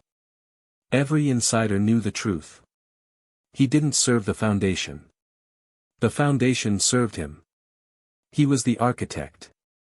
The reporter who received the USB wasn't naive. He understood the stakes. But his instincts were louder than his fear. He reached out to 3 colleagues, people he trusted, people who had covered corruption for years. Within 48 hours. One was reassigned off political coverage. One had their email wiped due to a system error. One received a polite phone call advising them to focus on safer topics. None of them knew who made the calls. But all of them recognized the tone. In Washington, power doesn't threaten you. It redirects you. The reporter backed away. Not because he lost interest. But because he realized something chilling. Someone was protecting the architect with a precision only possible from inside the highest levels of governance. Someone who understood that a single leak could rupture the equilibrium that kept the elite safe. Someone who was willing to bury careers, or bodies, to stop it. Deep in Arlington, a man who once worked for an agency that never appeared on government charts requested a midnight meeting.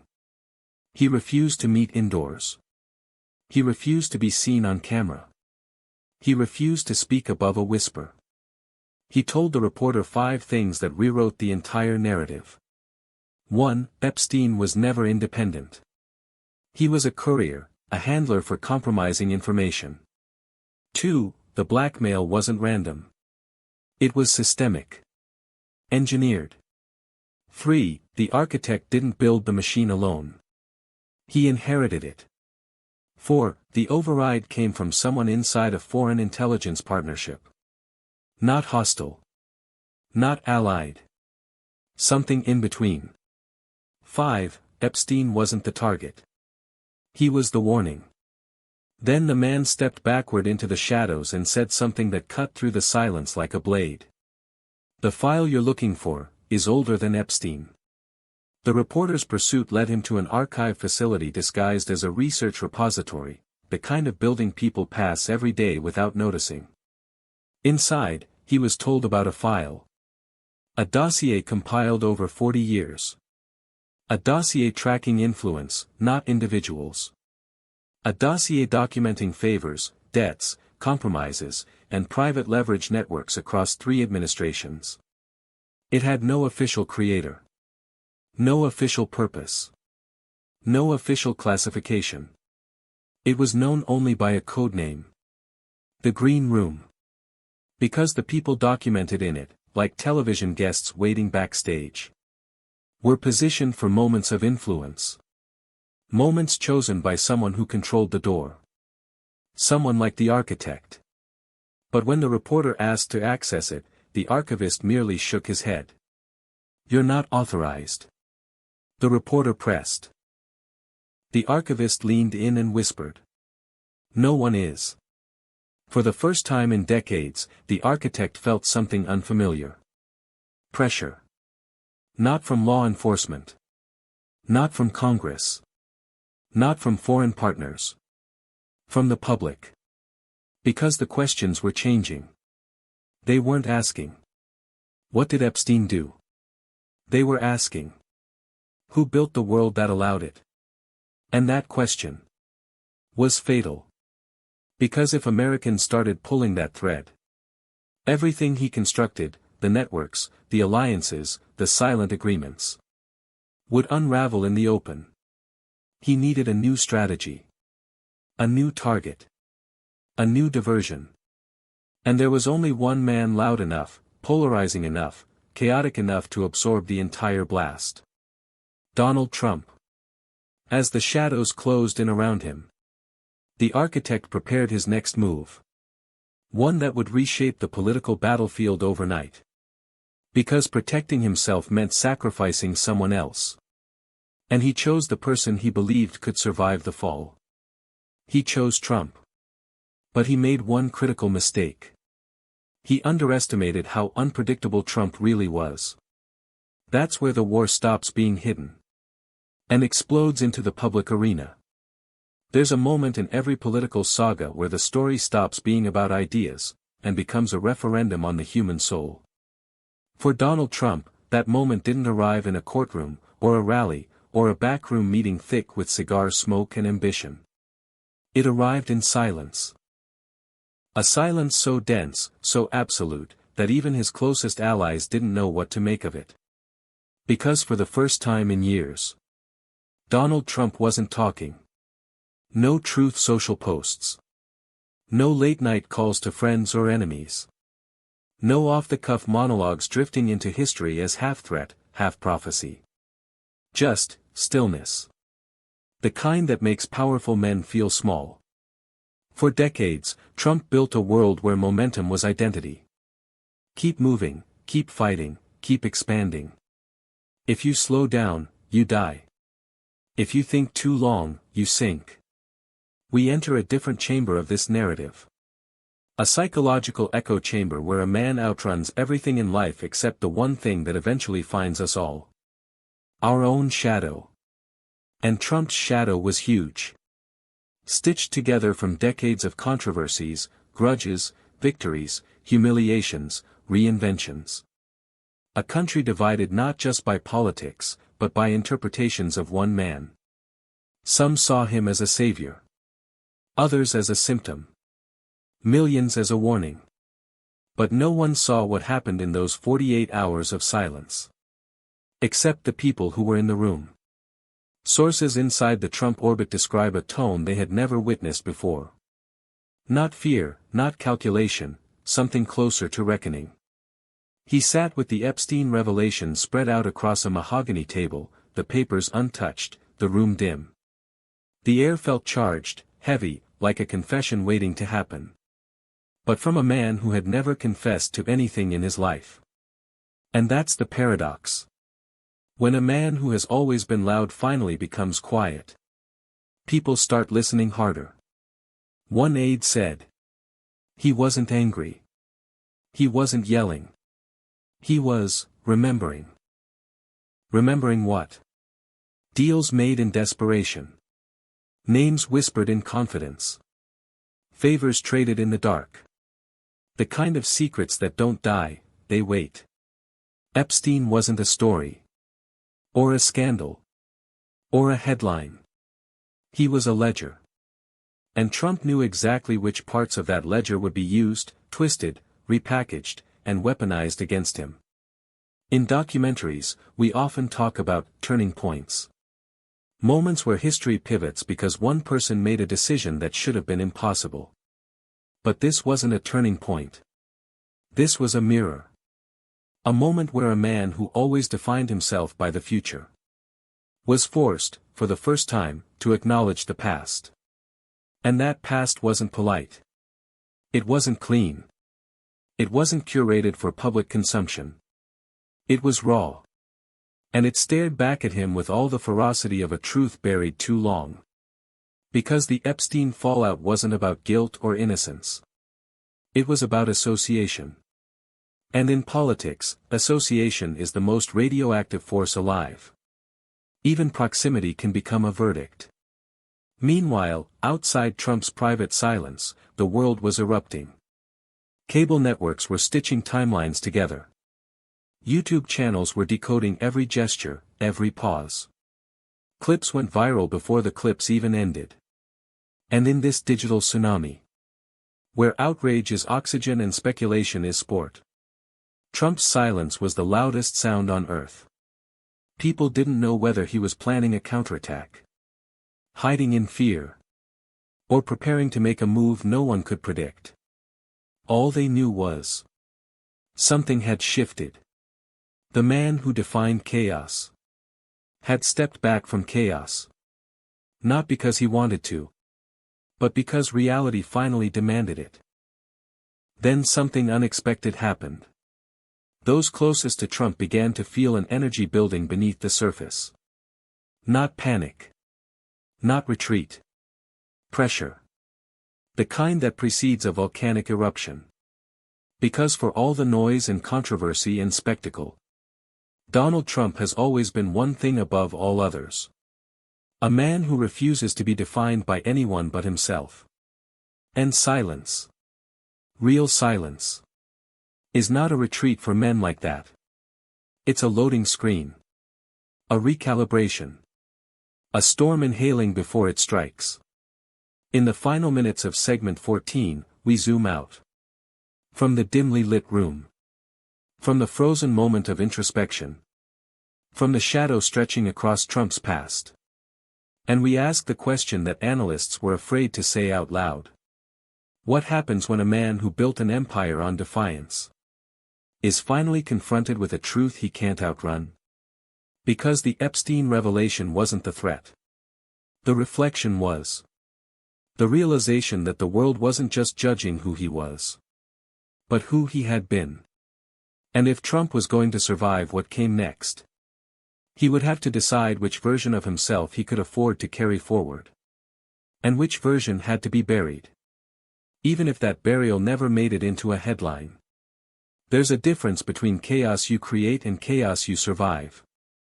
Donald Trump has always thrived in chaos. But this was something else entirely. The Epstein fallout wasn't random. It was calculated. A storm delivered in slow motion. Crafted to test instincts, patience, and alliances. And Trump, ever the showman, ever the strategist, felt it like a pulse. A pulse he could either ride or be crushed beneath. Inside Mar-a-Lago, the strategy room became a war room. Maps, documents, digital printouts stacked like towers. Aides, lawyers, and family advisors huddled in quiet corners.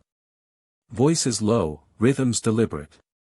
One hand on a folder, Trump's other hand tapping the table in silence. He didn't speak much. His mind was calculating, not reacting. Every move he had made in life, every public statement, every lawsuit, every headline, was suddenly a tool in a new game. Because in this storm, perception was power. And whoever controlled perception controlled survival. Outside, media and pundits dissected every tweet, every phrase, every smirk. America debated, divided, and replayed the footage endlessly. But behind the public eye, a far more dangerous network was moving. Advisors working lines of intelligence. Former associates tracking foreign entanglements. Donors quietly signaling positions. Leaks filtered and timed to destabilize opponents. It was a game of mirrors. Every reflection intentional. Every distraction a potential advantage. Trump understood the pattern. He could see the strings. And he knew how to tug. For years, Trump had been accused of reacting first and thinking later. But now, he paused. Silence. Observation. Reflection. Calculation. The public expected fireworks. They expected chaos. They expected a blustery response. Instead, Trump deployed precision. A statement here. A legal motion there.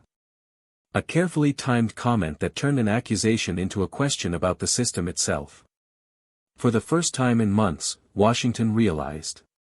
He wasn't running from the fallout. He was running through it. And he was reshaping it. Meanwhile, in offices far from Mar-a-Lago, the men who orchestrated the fallout, the architect and his network, watched the narrative bend. Trump wasn't breaking. He wasn't retreating. He was converting chaos into fuel. And every calculation they made, every pressure point they thought would collapse him, became another spark for his countermovement. It was a lesson they hadn't anticipated. In politics, chaos can be the weapon of the clever. Or the grave of the unprepared. Trump had chosen the former. There's a moment every strategist recognizes. When the risk is greatest. The opportunity is often greatest, too. Trump's advisors whispered warnings. Lawyers cautioned caution. Donors murmured concern. But Trump leaned forward, eyes sharp. He realized something few ever see. The fallout wasn't the threat. The threat was how others interpreted it. And interpretation, he knew, could be influenced. Managed. Controlled. Every headline, every accusation, every whisper could be used to reinforce his position. If only he played the game on his terms. Weeks later, a subtle shift occurred. The media, long convinced of a simple story, began reporting nuance. Was Trump truly involved? Or was he being manipulated as a convenient distraction? What did Epstein's network really target? And who remained hidden in the shadows? The narrative was no longer just about guilt or association. It became a chessboard of influence, leverage, and timing. And Trump, always the player, rarely the pawn, was proving he could control the moves. As the public and private worlds collided, one undeniable truth emerged. Chaos is predictable. If you know its rhythm. Trump wasn't surviving by luck. He was surviving by reading patterns. By understanding the networks, the incentives, the fears. And in segment 16, we follow him into the darkest corridors of influence. Where strategy becomes morality. And survival becomes its own art form. There's a room in every system. A room no one admits exists. You never see it on a blueprint. You never find it on a map. But everyone in power knows it's there. A place where decisions aren't debated. They're assigned. Where alliances are traded like currency. Where secrets aren't hidden. They're weaponized. And in the weeks after the Epstein fallout reignited, Trump finally realized. He wasn't fighting a scandal. He was fighting the room. It came late. After midnight. After the staff had gone. After the world outside had settled into a fragile sleep. A single call. Unmarked. Encrypted. Untraceable. Trump stared at the number. He recognized the pattern. Not a person. A place. One of the old intelligence corridors. The kind that wasn't supposed to contact him. The kind that didn't talk unless the stakes were suffocating. He picked up. There was no greeting. Only breath, and a voice shaped by decades of classified decisions. They're not targeting the past.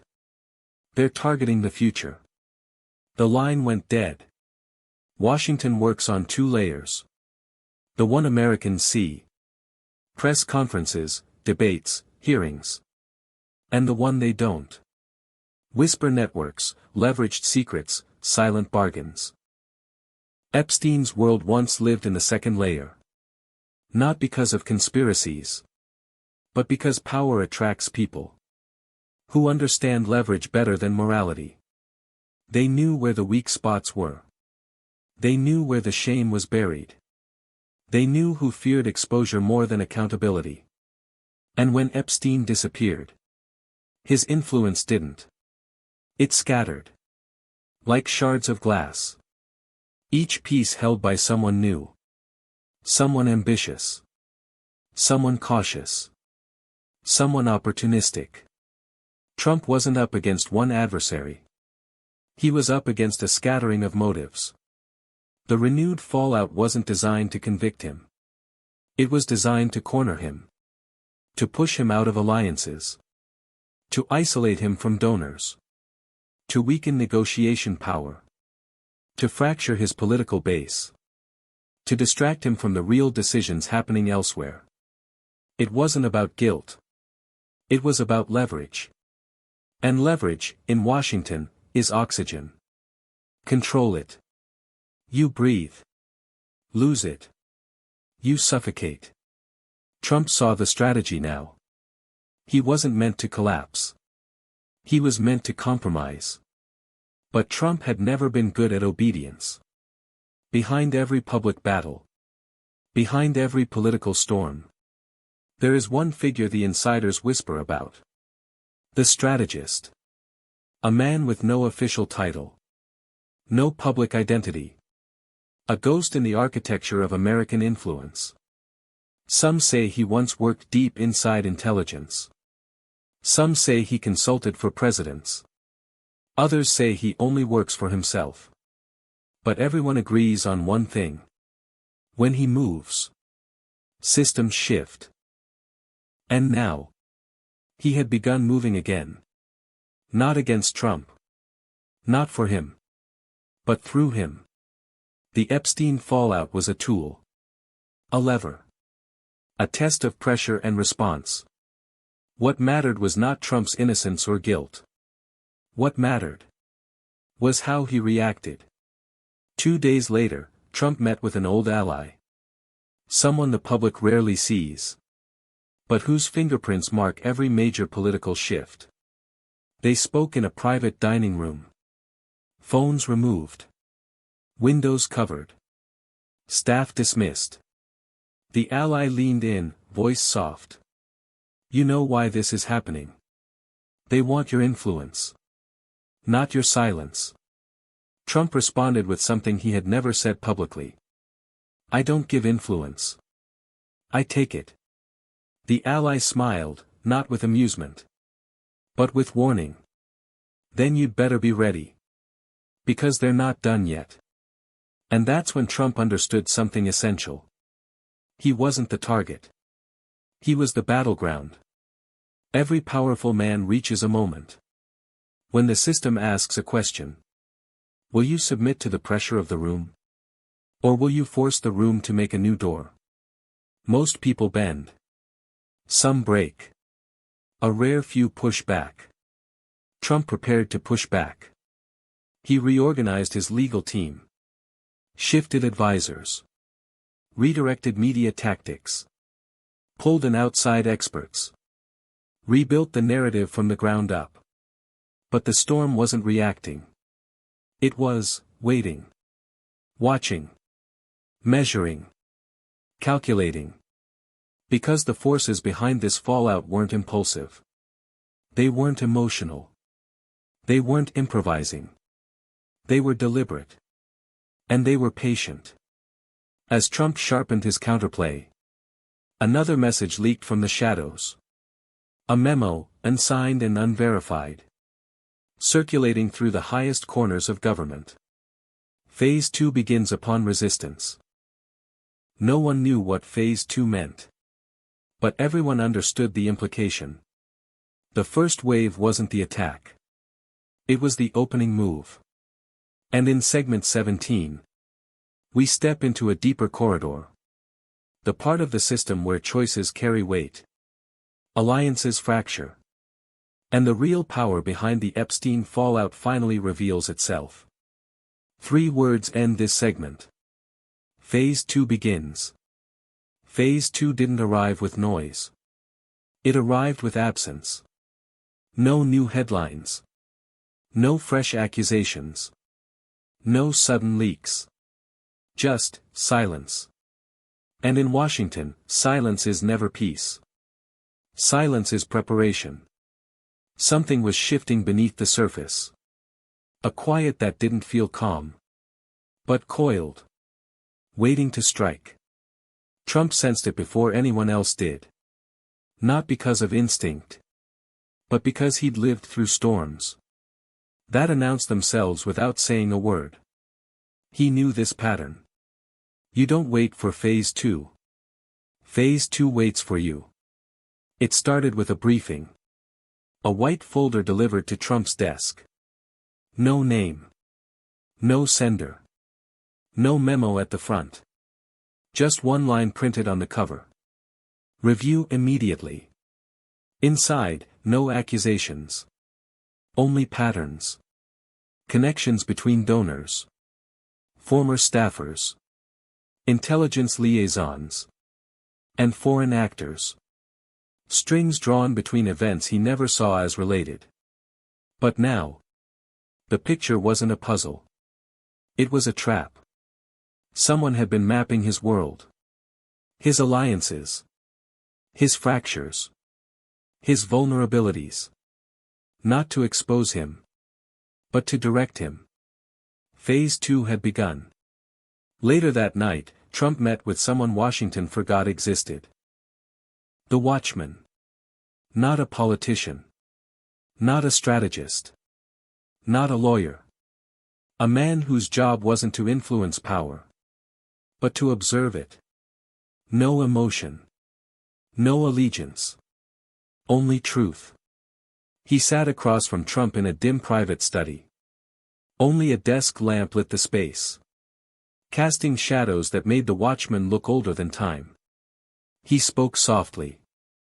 They're not trying to break you. They're trying to guide you. Trump leaned back, unsettled.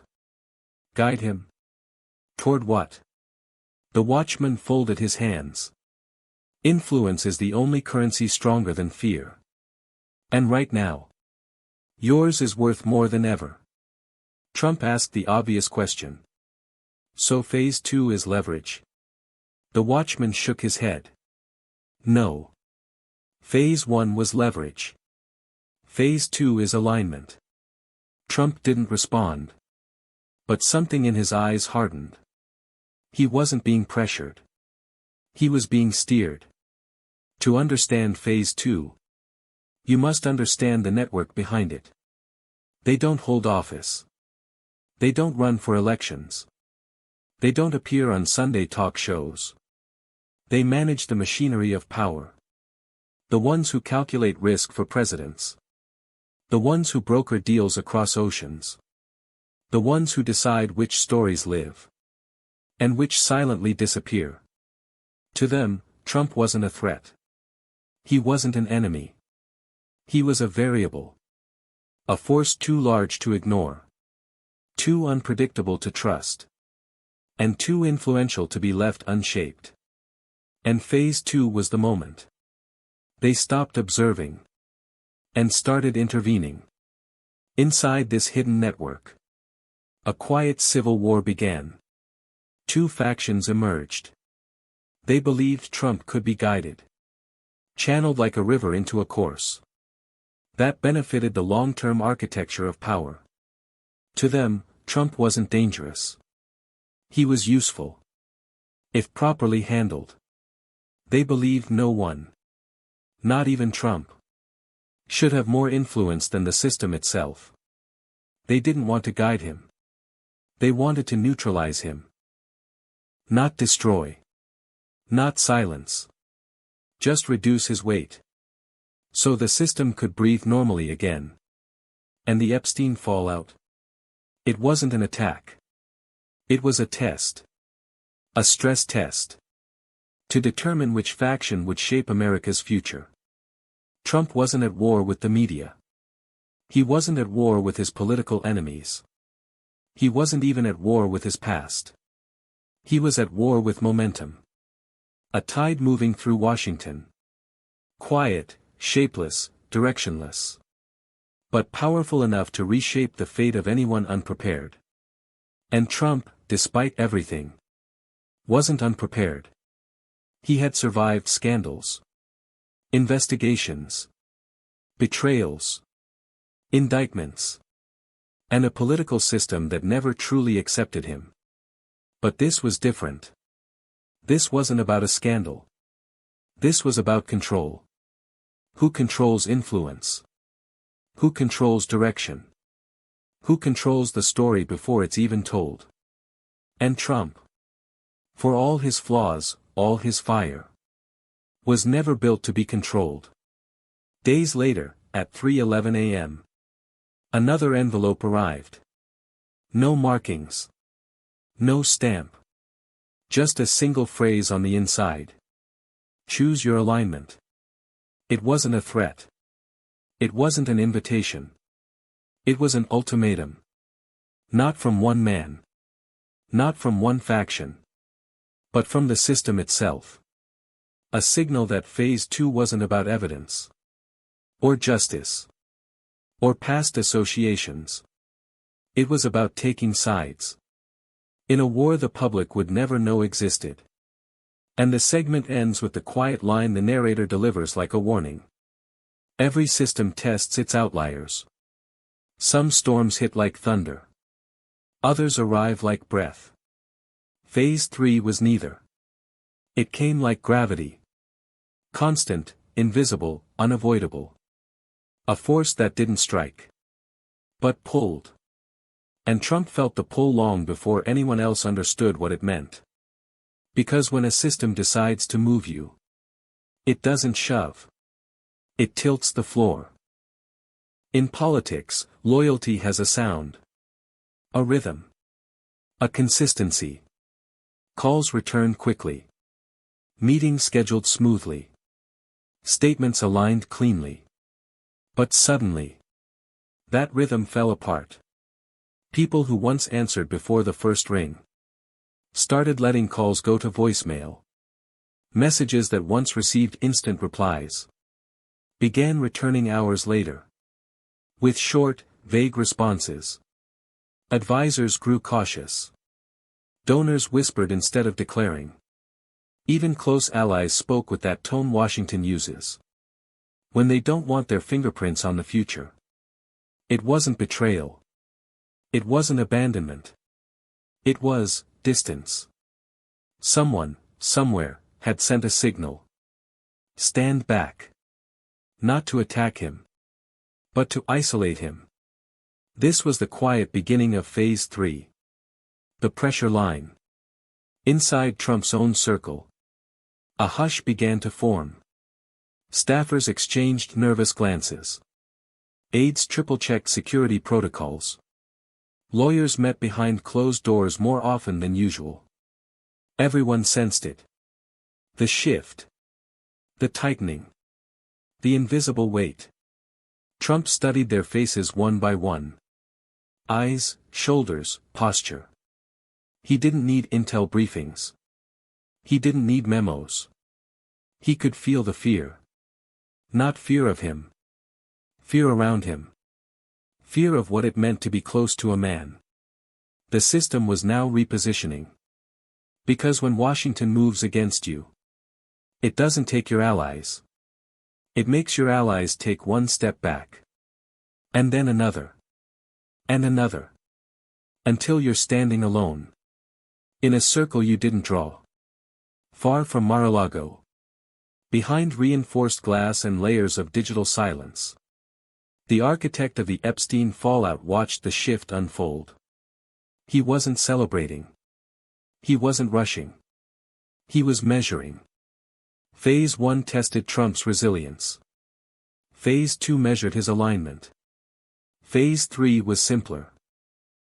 Calculate what he does when the world moves away. Every powerful figure reacts differently when isolated. Some panic. Some compromise. Some collapse. But a rare few become more dangerous. The architect needed to know which one Trump was. So the pressure line tightened. Patiently, methodically, steadily. Not enough to break him. Just enough to shape him. 3 days into the silence. A visitor arrived at Mar-a-Lago. Unannounced. Unscheduled. Uninvited. A man Trump hadn't seen in over a decade. A former insider turned ghost. A man who once walked through the deepest corridors of power. Before vanishing into the intelligence underground. They spoke in a side room. Away from staff and security. The visitor set down a small folder. "I'm not here for politics," he said quietly. "I'm here because what's happening now is bigger than you." Trump didn't react. Didn't blink. He simply waited. The visitor continued. The pressure you're feeling isn't about guilt or innocence. It's not about Epstein. It's not about optics. It's about trajectory. Trump frowned. The visitor leaned in. They're trying to redirect the future. And you're standing in the wrong place at the wrong time. Trump asked one question. Who is they? The man answered with a truth. So simple. And so terrifying. That the room felt colder. Everyone who needs the world to stay predictable. But the system made a mistake. They believed isolation would weaken him. Pull leverage away. Stop the momentum. But isolation did something unexpected. It clarified him. With fewer hands pulling at him. Fewer advisors shaping the message. Fewer power brokers whispering strategy. Trump began thinking. Like a man without a net. Not reckless. Not desperate. Focused. Everything became simpler. Who stands with me? Who stands back? Who stands against me? And in that clarity, a dangerous shift occurred. Trump stopped playing defense. He began preparing offense. Late one night, after staff had gone, Trump sat with a pen. A blank notepad. And 3 names written at the top. Not enemies. Not allies. Influencers. People whose decisions didn't change headlines. They changed directions. He began mapping out a counternetwork. A structure of influence. Outside the system that pressured him. He wasn't attacking the machine. He was building a parallel one. Not out of defiance. Not out of ego. Out of necessity. Because Phase 3 wasn't designed to destroy him. It was designed to see what he would build. When cornered. And the answer was something the system didn't expect. A new center of influence. That didn't depend on theirs. By the end of the week, Washington insiders whispered a new phrase. He's not collapsing. He's recalibrating. The pressure line had failed. Not because it weakened him. But because it revealed something essential. Trump wasn't a variable. He was a counterforce. And Phase 4, the most dangerous phase, was now inevitable. We end this segment with a single, steady line. Never underestimate a man who grows stronger when the room goes silent. Phase 4 didn't announce itself. It didn't arrive with headlines. It didn't come with leaks. It came with movement. The man who was meant to be contained was now creating a force the system hadn't accounted for. Trump. Not reckless. Not reactionary. Deliberate. A counterforce in a game designed to control him. Inside a secure room, away from staff and media. Trump began charting connections. Not just political allies. Not just donors. Not just family. The people who shape decisions quietly. Who broker alliances without ever appearing on paper. Who move influence like chess pieces across continents. Every handshake. Every dinner. Every favor. Every debt. It wasn't chaos. It was a network. And Trump was connecting the dots. The system had assumed he was reactive. But here, he was proactive. The old strategist, the watchman, and a few trusted former insiders became his unseen counsel. They didn't advise him on rhetoric. They didn't craft sound bites. They advised him on leverage. Every whisper, every hint, every subtle push in the press was considered a node in a larger game. Trump wasn't chasing headlines. He was redirecting energy. Every accusation, every rumor, every leak became fuel. Not for panic. Not for defense. For influence. The counterforce begins quietly. Strategic public statements that reframed the narrative. Subtle shifts in alliances that the press misread as confusion. Legal motions timed to create doubt. Signals sent to key insiders, cryptic, precise, impossible to ignore. Everyone watching thought he was struggling. He wasn't. He was orchestrating. Phase 4 was designed to test him. He turned it into command. The rooms that controlled whispers, that guided influence, that tested limits, they noticed. Trump wasn't isolated anymore. He wasn't contained. He wasn't bending. He was growing. Adapting. Countering.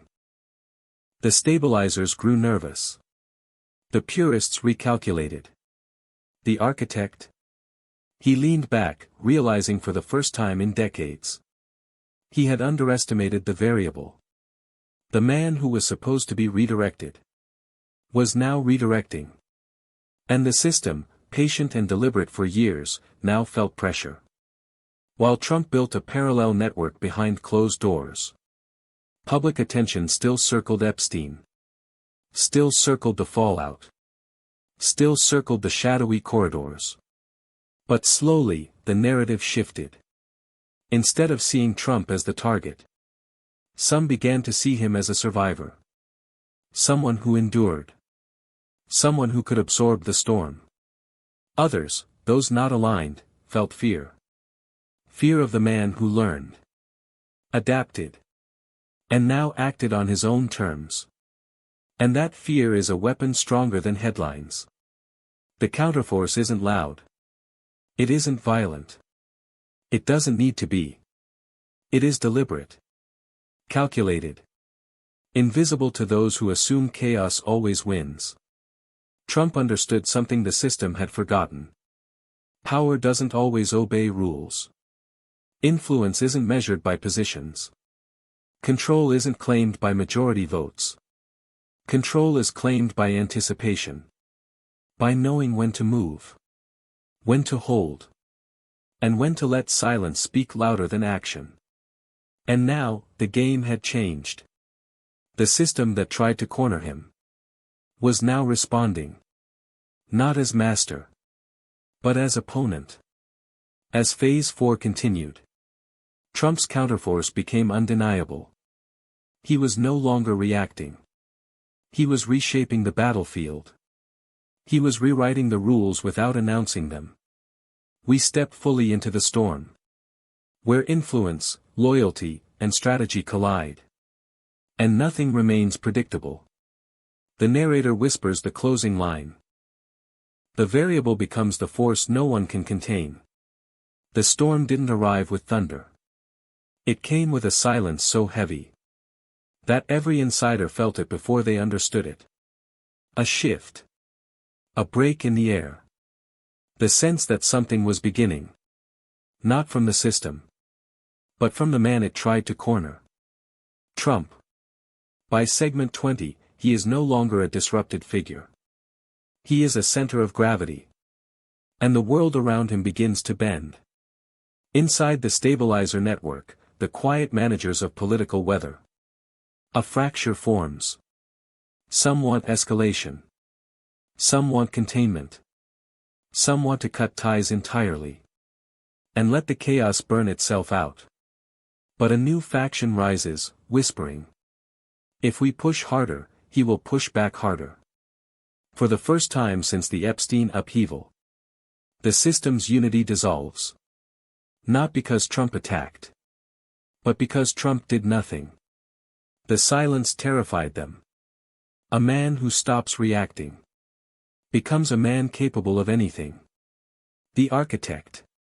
The one who shaped narratives. Who built long-term momentum like a shadow engineer. Finally sees the problem. Trump wasn't derailed. He wasn't weakened. He wasn't isolated. He was evolving. The architect studies the reports. Trump rebuilding alliances on his own terms. Donors returning quietly. Communication networks forming outside traditional channels. Insiders offering information voluntarily, without being asked. It was the kind of growth the system couldn't anticipate. Because it wasn't strategic. It was instinctual. A force of will. A man who adapts the moment you cage him. And the architect whispers to himself. We didn't stop him. We sharpened him. Then came something the system never expected. Voices from outside Washington. Old allies. Old adversaries. People with no loyalty to the political machine. They circle back, not out of obligation. But out of recognition. They see a man who survived humiliation. Navigated betrayal. And now stands in defiance of a structure designed to break him. To them, that isn't weakness. It is a signal. Movements don't form around perfection. They form around resistance. And suddenly, cities, communities, online factions, even disaffected insiders, begin quietly drifting toward Trump again. Not loudly. Not publicly. But consistently. A gravitational pull. The start of something the establishment is unprepared for. Trump's next move isn't a rally. Isn't a press conference. Isn't even a statement. It is a simple line spoken behind closed doors. To a small group of people who will inevitably leak it. If they wanted a fight, they should have finished it the first time. When the line reaches Washington's private chat threads, it doesn't spark outrage. It sparks calculation. The system now realizes. It isn't controlling a narrative. It's living in one. A narrative shaped by a man who refuses to break. Even when every pressure point is pushed. In the intelligence corridors. Not the dramatic movie versions. But the beige carpet, old coffee-scented real ones. A series of memos circulate. Anonymous. Unsigned. Neutral in tone, but urgent in implication. Prepare for political volatility. Trump's network is expanding. Expect unpredictable shifts in loyalty.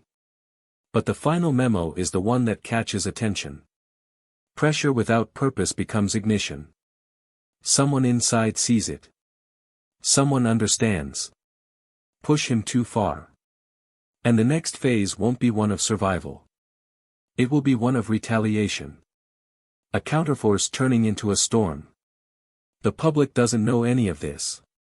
Not yet. But they feel it.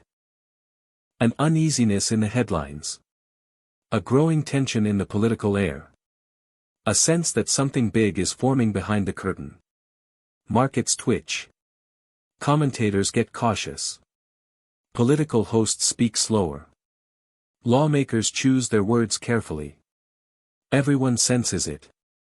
But can't name it. A pressure building. A shift in energy. A new trajectory forming like a hurricane far offshore. No one sees the storm. But they feel the wind changing direction. The system wanted obedience. It created defiance. The system wanted silence. It created momentum. And as the storm opens, everyone takes their position. The pressure is rising. The alliances are shifting. The next move belongs to no one. And to everyone. The storm doesn't announce itself. It only moves. And the first crack in the air was almost imperceptible. A whisper in the press. A pause in a hearing. A hesitation on the floor of Congress.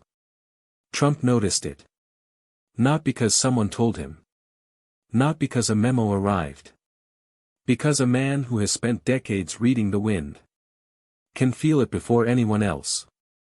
The air had broken. And with it, the rules of the game began to shift. For weeks, Washington had been patient. Measured. Controlled. They thought silence could isolate him. That withdrawal could weaken him. That private pressure could bend him. They were wrong. Because the silence Trump maintained wasn't absence. It was strategy. A quiet storm building. A force accumulating momentum. And when the air breaks, it carries more weight than any headline. Trump's allies sensed it too. Those who had lingered at the edges of influence. Those who had doubted. Now leaned in. Because something was coming. That no one could ignore. Behind closed doors, Trump's network, the counterforce, stirred. Small rooms. Dim lights. Whispers that had been waiting. Every former insider. Every quiet supporter. Every unknown influence operative. They began moving. Coordinating. Repositioning. Not for chaos. Not for spectacle. For control. Phase 4 was fully alive. And the storm now had direction. Meanwhile, the rooms in Washington, that had thought they controlled him, noticed movement. They couldn't see it clearly. They couldn't predict it. But they could feel it. The pressure lines that had seemed invisible now had substance. They shifted, pulled back, faltered. The system itself hesitated. And hesitation is weakness. Then came the subtle signs everyone could see. But few understood. A statement. A carefully timed comment. An interview released in the dead hours. Nothing incendiary. Nothing dramatic. But precise. The message traveled through networks. Like a coded signal. Trump is active. Trump is aware. Trump is recalibrating. The public called it a quiet comeback. But in reality, it was the first gust of a hurricane no one had predicted. The forces behind the Epstein fallout watched.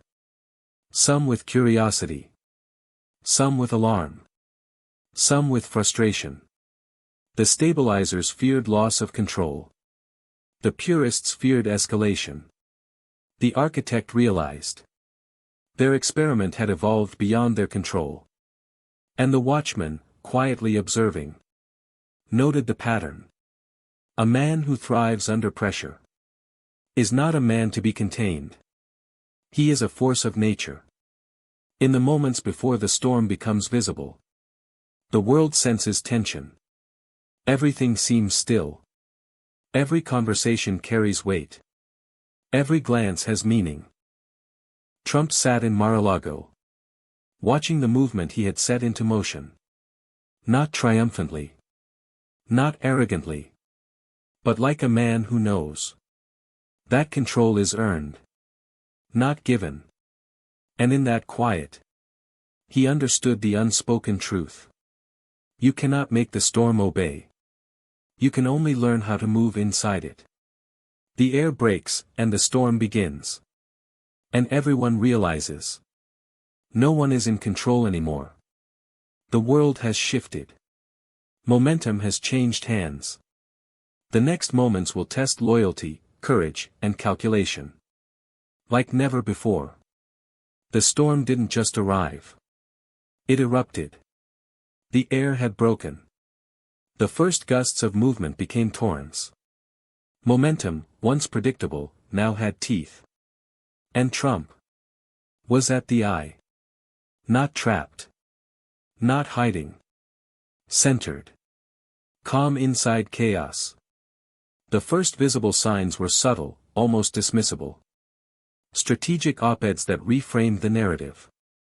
Carefully worded interviews hinting at alliances. Former adversaries stepping forward quietly. Donors realigning with almost imperceptible gestures. The press labeled it a rebound. Analysts debated it as coordinated strategy. But those who watched closely recognized something different. It wasn't a rebound. It was a storm forming behind the headlines. Trump was no longer responding. He was defining the pace. Inside the hidden corridors of influence, the whispers became urgent. The stabilizers panicked. The purists recalculated. The architect leaned back, realizing a rare truth. The man they thought they could guide was now guiding himself. And that guidance had direction, purpose, and, most dangerous of all, momentum. Phase 4 had become uncontrollable. The system, patient for decades, now reacted in real time. Trump's network, the counterforce, activated fully. Trusted insiders sent intelligence quietly to allies. Legal maneuvers preempted potential attacks. Public statements reframed accusations into questions about the system itself. Media consultants orchestrated a subtle narrative pivot. Each move was measured, precise, calculated to extract influence without overt confrontation. A storm in slow motion, visible only to those who knew where to look. The result? A sense of inevitability. Trump was no longer surviving. He was asserting control. The storm exposed loyalty, revealed cracks, and forced decisions. Who would stand firm? Who would step back? Who would betray by silence? Old allies returned with subtle signals. Enemies hesitated. Washington insiders realized. This storm was redefining who held sway. And Trump's counterforce didn't just react to movement, it created it. The man who had once been isolated was now orchestrating the dance, without ever raising his voice. But the storm was not just external. It was internal. Trump sat alone in the early hours. Papers scattered, phones silent. Only the hum of the building and the low Florida night. He thought of Epstein. He thought of past choices, past alliances, past battles. He thought of the system that had tried to bend him. And he realized. Survival isn't enough. Control is earned. Influence is responsibility. And momentum is power. Then came the first confrontation. Not in court. Not in press conferences. Not on social media. A private meeting. The stabilizers. The purists. Whispers measured like a scalpel. Trump did not flinch. He did not negotiate weakly. He responded deliberately. Measured. Calculated. The storm became tangible. Pressure became force. And the system realized. The eye is no longer passive. The hurricane has a will. The storm is no longer predicted. It is led. And in its eye, a man defines the rules for the first time in years. Everything after this moves faster. Everything becomes visible. And the world waits for what happens next. The storm outside is loud. But the storm inside is louder. Trump sat alone. Mar-a-Lago at night. Florida wind rattling the windows. Neon light from the driveway casting long shadows across the room. He could feel the weight of the past. The eyes of the present. And the calculations of the future. Pressing against him from every direction. This was no longer politics. This was survival. This was clarity. A man reaches moments when everything breaks apart. And what survives is his essence.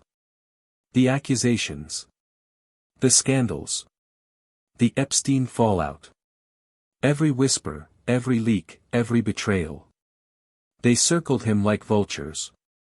But in the eye of the storm, he realized. None of it can define you. Only how you respond defines you. He thought of the system that tried to control him. Of the rooms that whispered and maneuvered. Of the networks that expected him to crumble. And he decided he wouldn't. Influence is heavier than power.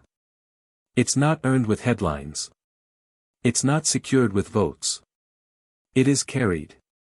Trump felt its weight. Not just over him. But over those who depended on him. Those who aligned quietly. Those whose lives would shift with his decisions. To lead in the storm meant more than surviving. It meant choosing what kind of force you become. Every move would be scrutinized. Every word measured. Every alliance tested. The storm outside mirrored the storm within. Every gust a reflection of inner calculation. Every ripple a measure of restraint. There are moments in life when the choice isn't between right and wrong. The choice is between action and inaction. Between courage and hesitation. Trump mapped every possible outcome. Not for himself. Not for revenge. But for survival of influence. For clarity of strategy. And he understood. Phase 4 was not just external. Phase 4 was internal. The storm outside could break things. The storm inside could shape them. Silence filled the room. Phones muted. Staff gone. Only a single light above the desk illuminating the papers. Trump leaned back, eyes narrowing. For a moment, he saw the world as it was. The system that wanted to control him. The factions moving behind the curtain. The forces shaping public perception. And he realized. They weren't obstacles. They were measurements. Tests. Tools. And in the quiet, he made a vow. He would not bend. He would not yield. He would become the force the system didn't anticipate. The night stretched. Time slowed. The storm outside raged. But inside, it was calm. He understood something fundamental. You can't legislate loyalty. You can't manufacture trust. You can't demand survival. You can only choose your response. And when you do, the world adjusts. And in that choice, the storm became an instrument. Not chaos. Not punishment. But clarity. The inner storm is the one no one can see. And when it quiets, that is when the force becomes unstoppable. Trump had survived the system's tests. Now he controlled the rhythm. And what comes next will define the history no one fully understands yet. The storm raged all around him. Washington moved. Allies calculated. Enemies watched. The press speculated. But inside the eye, everything was still. Trump sat at his desk. Hands folded. Eyes steady. The weight of history pressing softly. Like gravity reminding him. That force is only meaningful when it is directed. Every battle, every leak, every whisper had led here. The fallout of Epstein. The pressure of phase 1, 2, 3, 4. The networks that tried to isolate him. The storms that expected collapse. All of it was testing him. Measuring him. Pushing him toward one truth. Power is not given. Influence is not inherited. Control is a choice. And in that quiet, he realized. He had made the choice. The public doesn't see these moments. They see the aftermath. The headlines. The viral clips. But the real work happens in silence. Networks rebuilt. Alliances solidified. Trust earned quietly, deliberately. The narrative reoriented without spectacle. The air was still. The sky cleared. The world exhaled quietly. As if noticing for the first time. The subtle shifts that had taken place while it was distracted. And in that silence, the truth emerged. Power is fleeting. Influence is fragile. But human will endures. Washington looked the same. Buildings unchanged. Papers shuffled. People walked the same halls. But beneath the surface, alliances had shifted. Networks had been realigned. Trust had been earned and lost in equal measure. The Epstein fallout. It remained. But the lessons it carried, the cracks it revealed, were clearer now. Not everyone would see them. Not everyone would understand. But those who did would never forget. Trump sat quietly in Mar-a-Lago. No rallies. No headlines. Just reflection. He thought of the pressure he had endured. The isolation. The betrayal. The constant tests. And he realized. None of it mattered if the lessons weren't learned. You cannot control everything. You cannot predict every move. But you can control your response. You can define your own trajectory. And in the end, that is the force that shapes history. The system, too, paused. It recalibrated, quietly, cautiously. They measured the storm they thought they had steered. And realized it had a life of its own. The variable they tried to control had become an agent of change. The purists were wary. The stabilizers cautious. The architect, humbled by a truth Washington rarely admits. No machine, no plan, no network can fully contain the human will. Influence is not power alone. It is responsibility. It is patience. It is clarity under pressure. Trump had endured tests that might have broken anyone else. And yet he stood. Not as a figure of victory or defeat. But as a living testament to what happens when momentum, strategy, and human will converge. The storm had ended. The air cleared. And yet, the echoes remained. And that is the truth the storm leaves behind. You cannot control the world. You cannot control the system. You cannot control every force acting on you.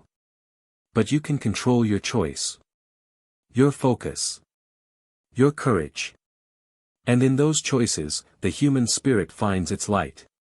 Freedom isn't guaranteed. Influence isn't given. And storms. Storms are only survived when you choose who you become. And maybe that's how it all begins again. The camera pans out. The sky is calm. The lights of the city flicker below. The world keeps moving. And in that motion, the story continues. Quiet, powerful, inevitable. Trump was no longer reacting. He was shaping the future. Not with aggression. Not with chaos. With calm, deliberate precision. The storm had become an instrument of momentum. Every gust redirected. Every lightning strike measured. The system that tried to contain him taught him something invaluable. Isolation reveals true strength. Silence is louder than accusation. Pressure uncovers clarity. Storms are instruments, not punishments. Trump understood. Survival is not about endurance. It's about adaptation. It's about transforming opposition into alignment. And, when necessary, transforming crisis into opportunity. The storm had tested him. He had passed. Late at night, with the storm outside subsiding, Trump dictated a short message to allies, quietly. Not for headlines. Not for politics. But for influence. The tests never end. But the force that moves with clarity cannot be contained. The words were simple. The impact invisible. But the echo would ripple across corridors of power. For weeks, months, and years. The eye of the storm is a rare place. It is quiet. But not empty. It is calm. But not neutral. It is a moment of reflection. Between the pressures that shape history. Trump had learned. Storms are inevitable. Pressure is unavoidable. Systems will test. But clarity. Clarity moves mountains. In the eye, the world pauses. And for a brief moment, you see the force you've become. The storm is ready to move again. The final segment will show what emerges when the pressure falls away. And what lasts after the tempest. The storm finally receded. Not because it was defeated. Not because it surrendered. But because storms, by nature, cannot last forever.